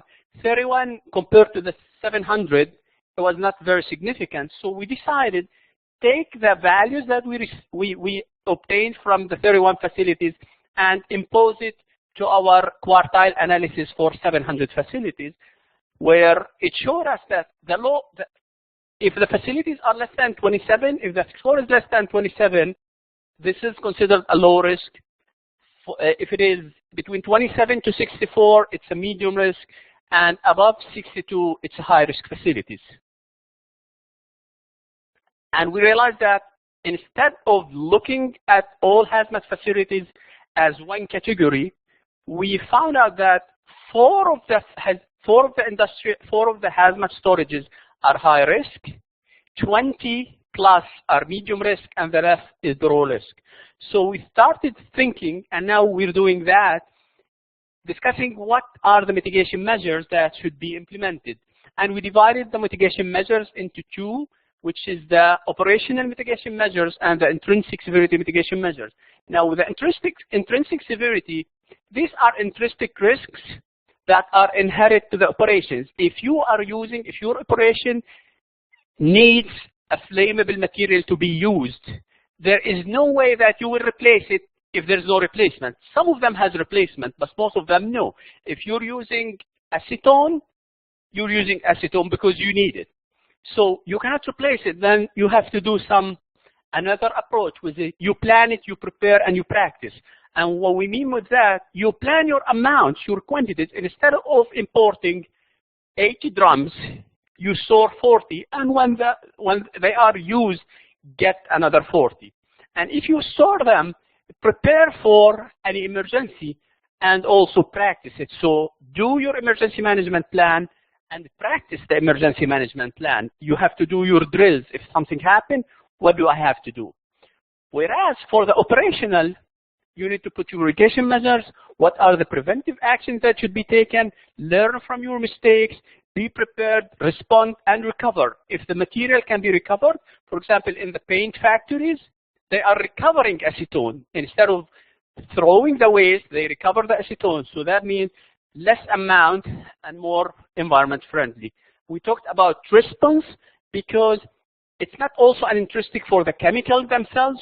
Sometimes the facility operations poses risk regardless of the material that they are using. So you have to be prepared for any emergency. If there's a spill, how would you react and how would you contain it, especially since you are in an ecologically sensitive area.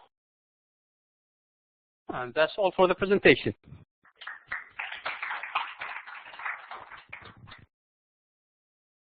Question?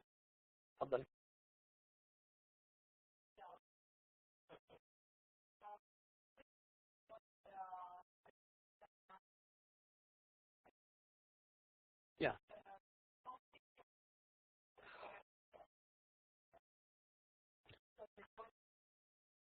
Yeah, this is a very good question, and it's a tricky question. Now, it is very difficult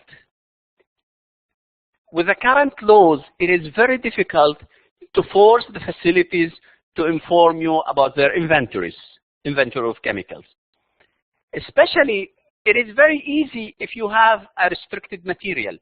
If the material that you are using is restricted by a government entity, like by the explosive team or by the Ministry of Health, you have a list of restricted materials, it is easy to, they need a special permit to import it to the country.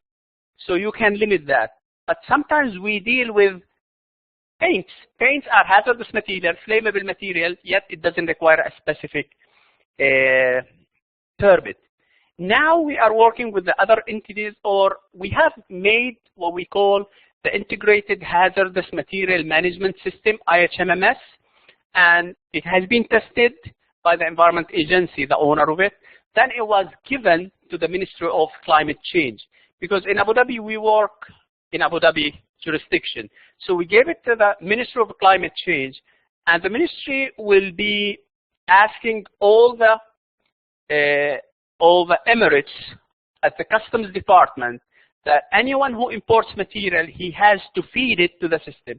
If we are successful, now we are trying our best to start implementing it. Anyone who imports hazardous material will feed the system. This, and we consider this as non-compliance when we do inspection if your system is not updated. This system, from this system we can retrieve all the data, and it will be more robust and more update quantities on the system. And by using this, we can extract also this information from for the riches system that we're using, where we have hundreds and hundreds of fixed values, carcinogenic values, thresholds for each chemical. So we will have a more, or we will have a minimal uncertainty when it comes to the chemicals, because all the fixed data are in the system. Okay.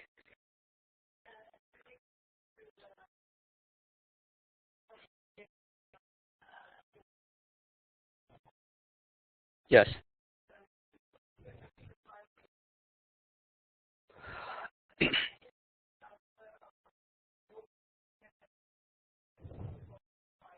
Okay.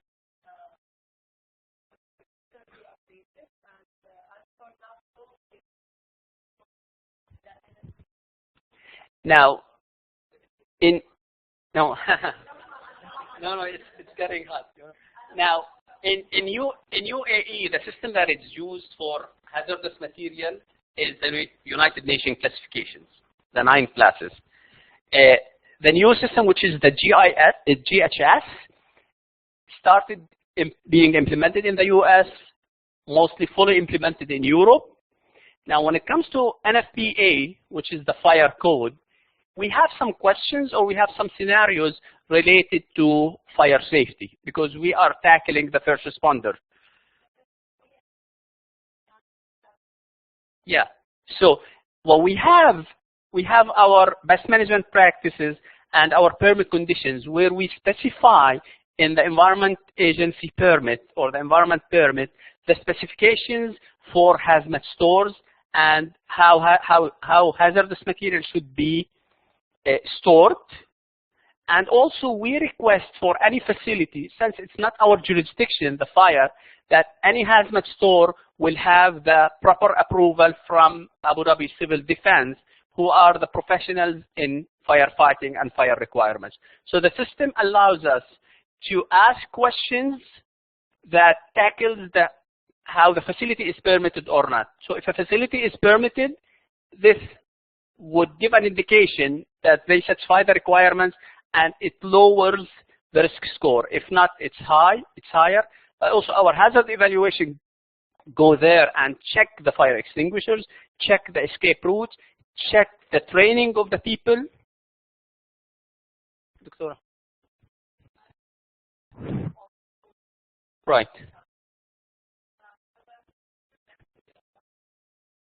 Mm-hmm.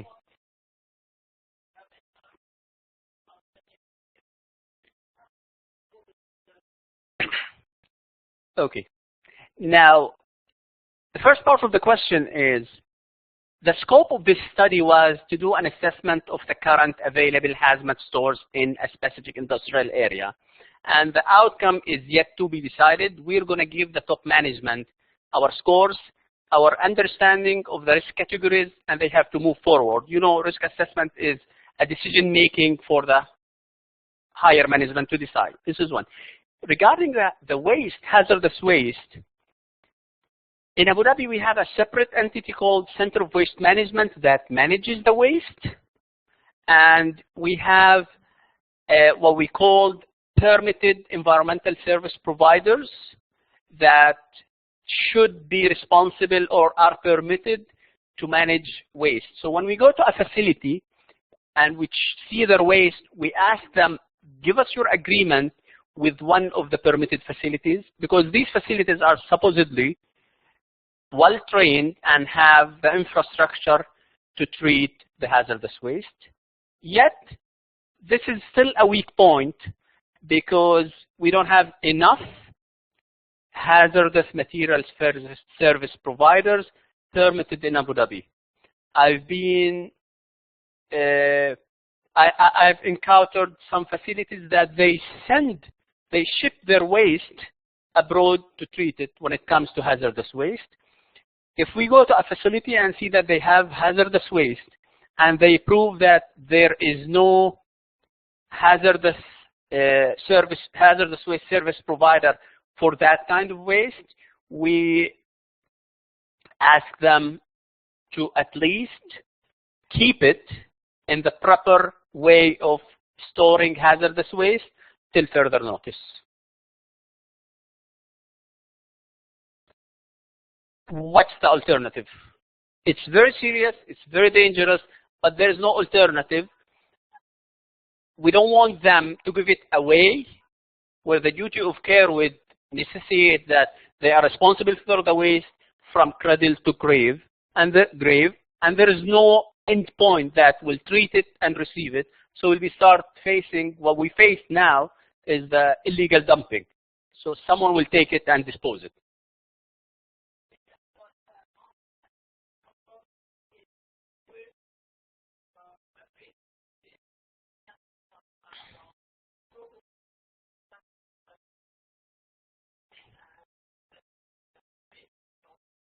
Till it comes to waste, the Center of Waste Management takes control.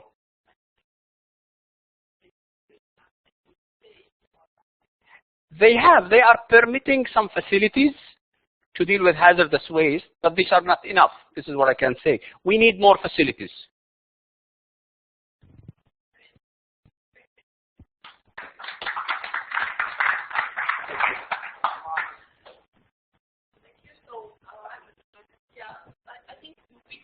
The conclusion of our session, and if you have any comments, any questions for any of the presenters, please come up. If not, thank you very much for attending, and it was a pleasure having you until the very end. You're seriously committed to attending. I mean, we're 1 hour behind, so thank you very much, and I hope you enjoyed the session.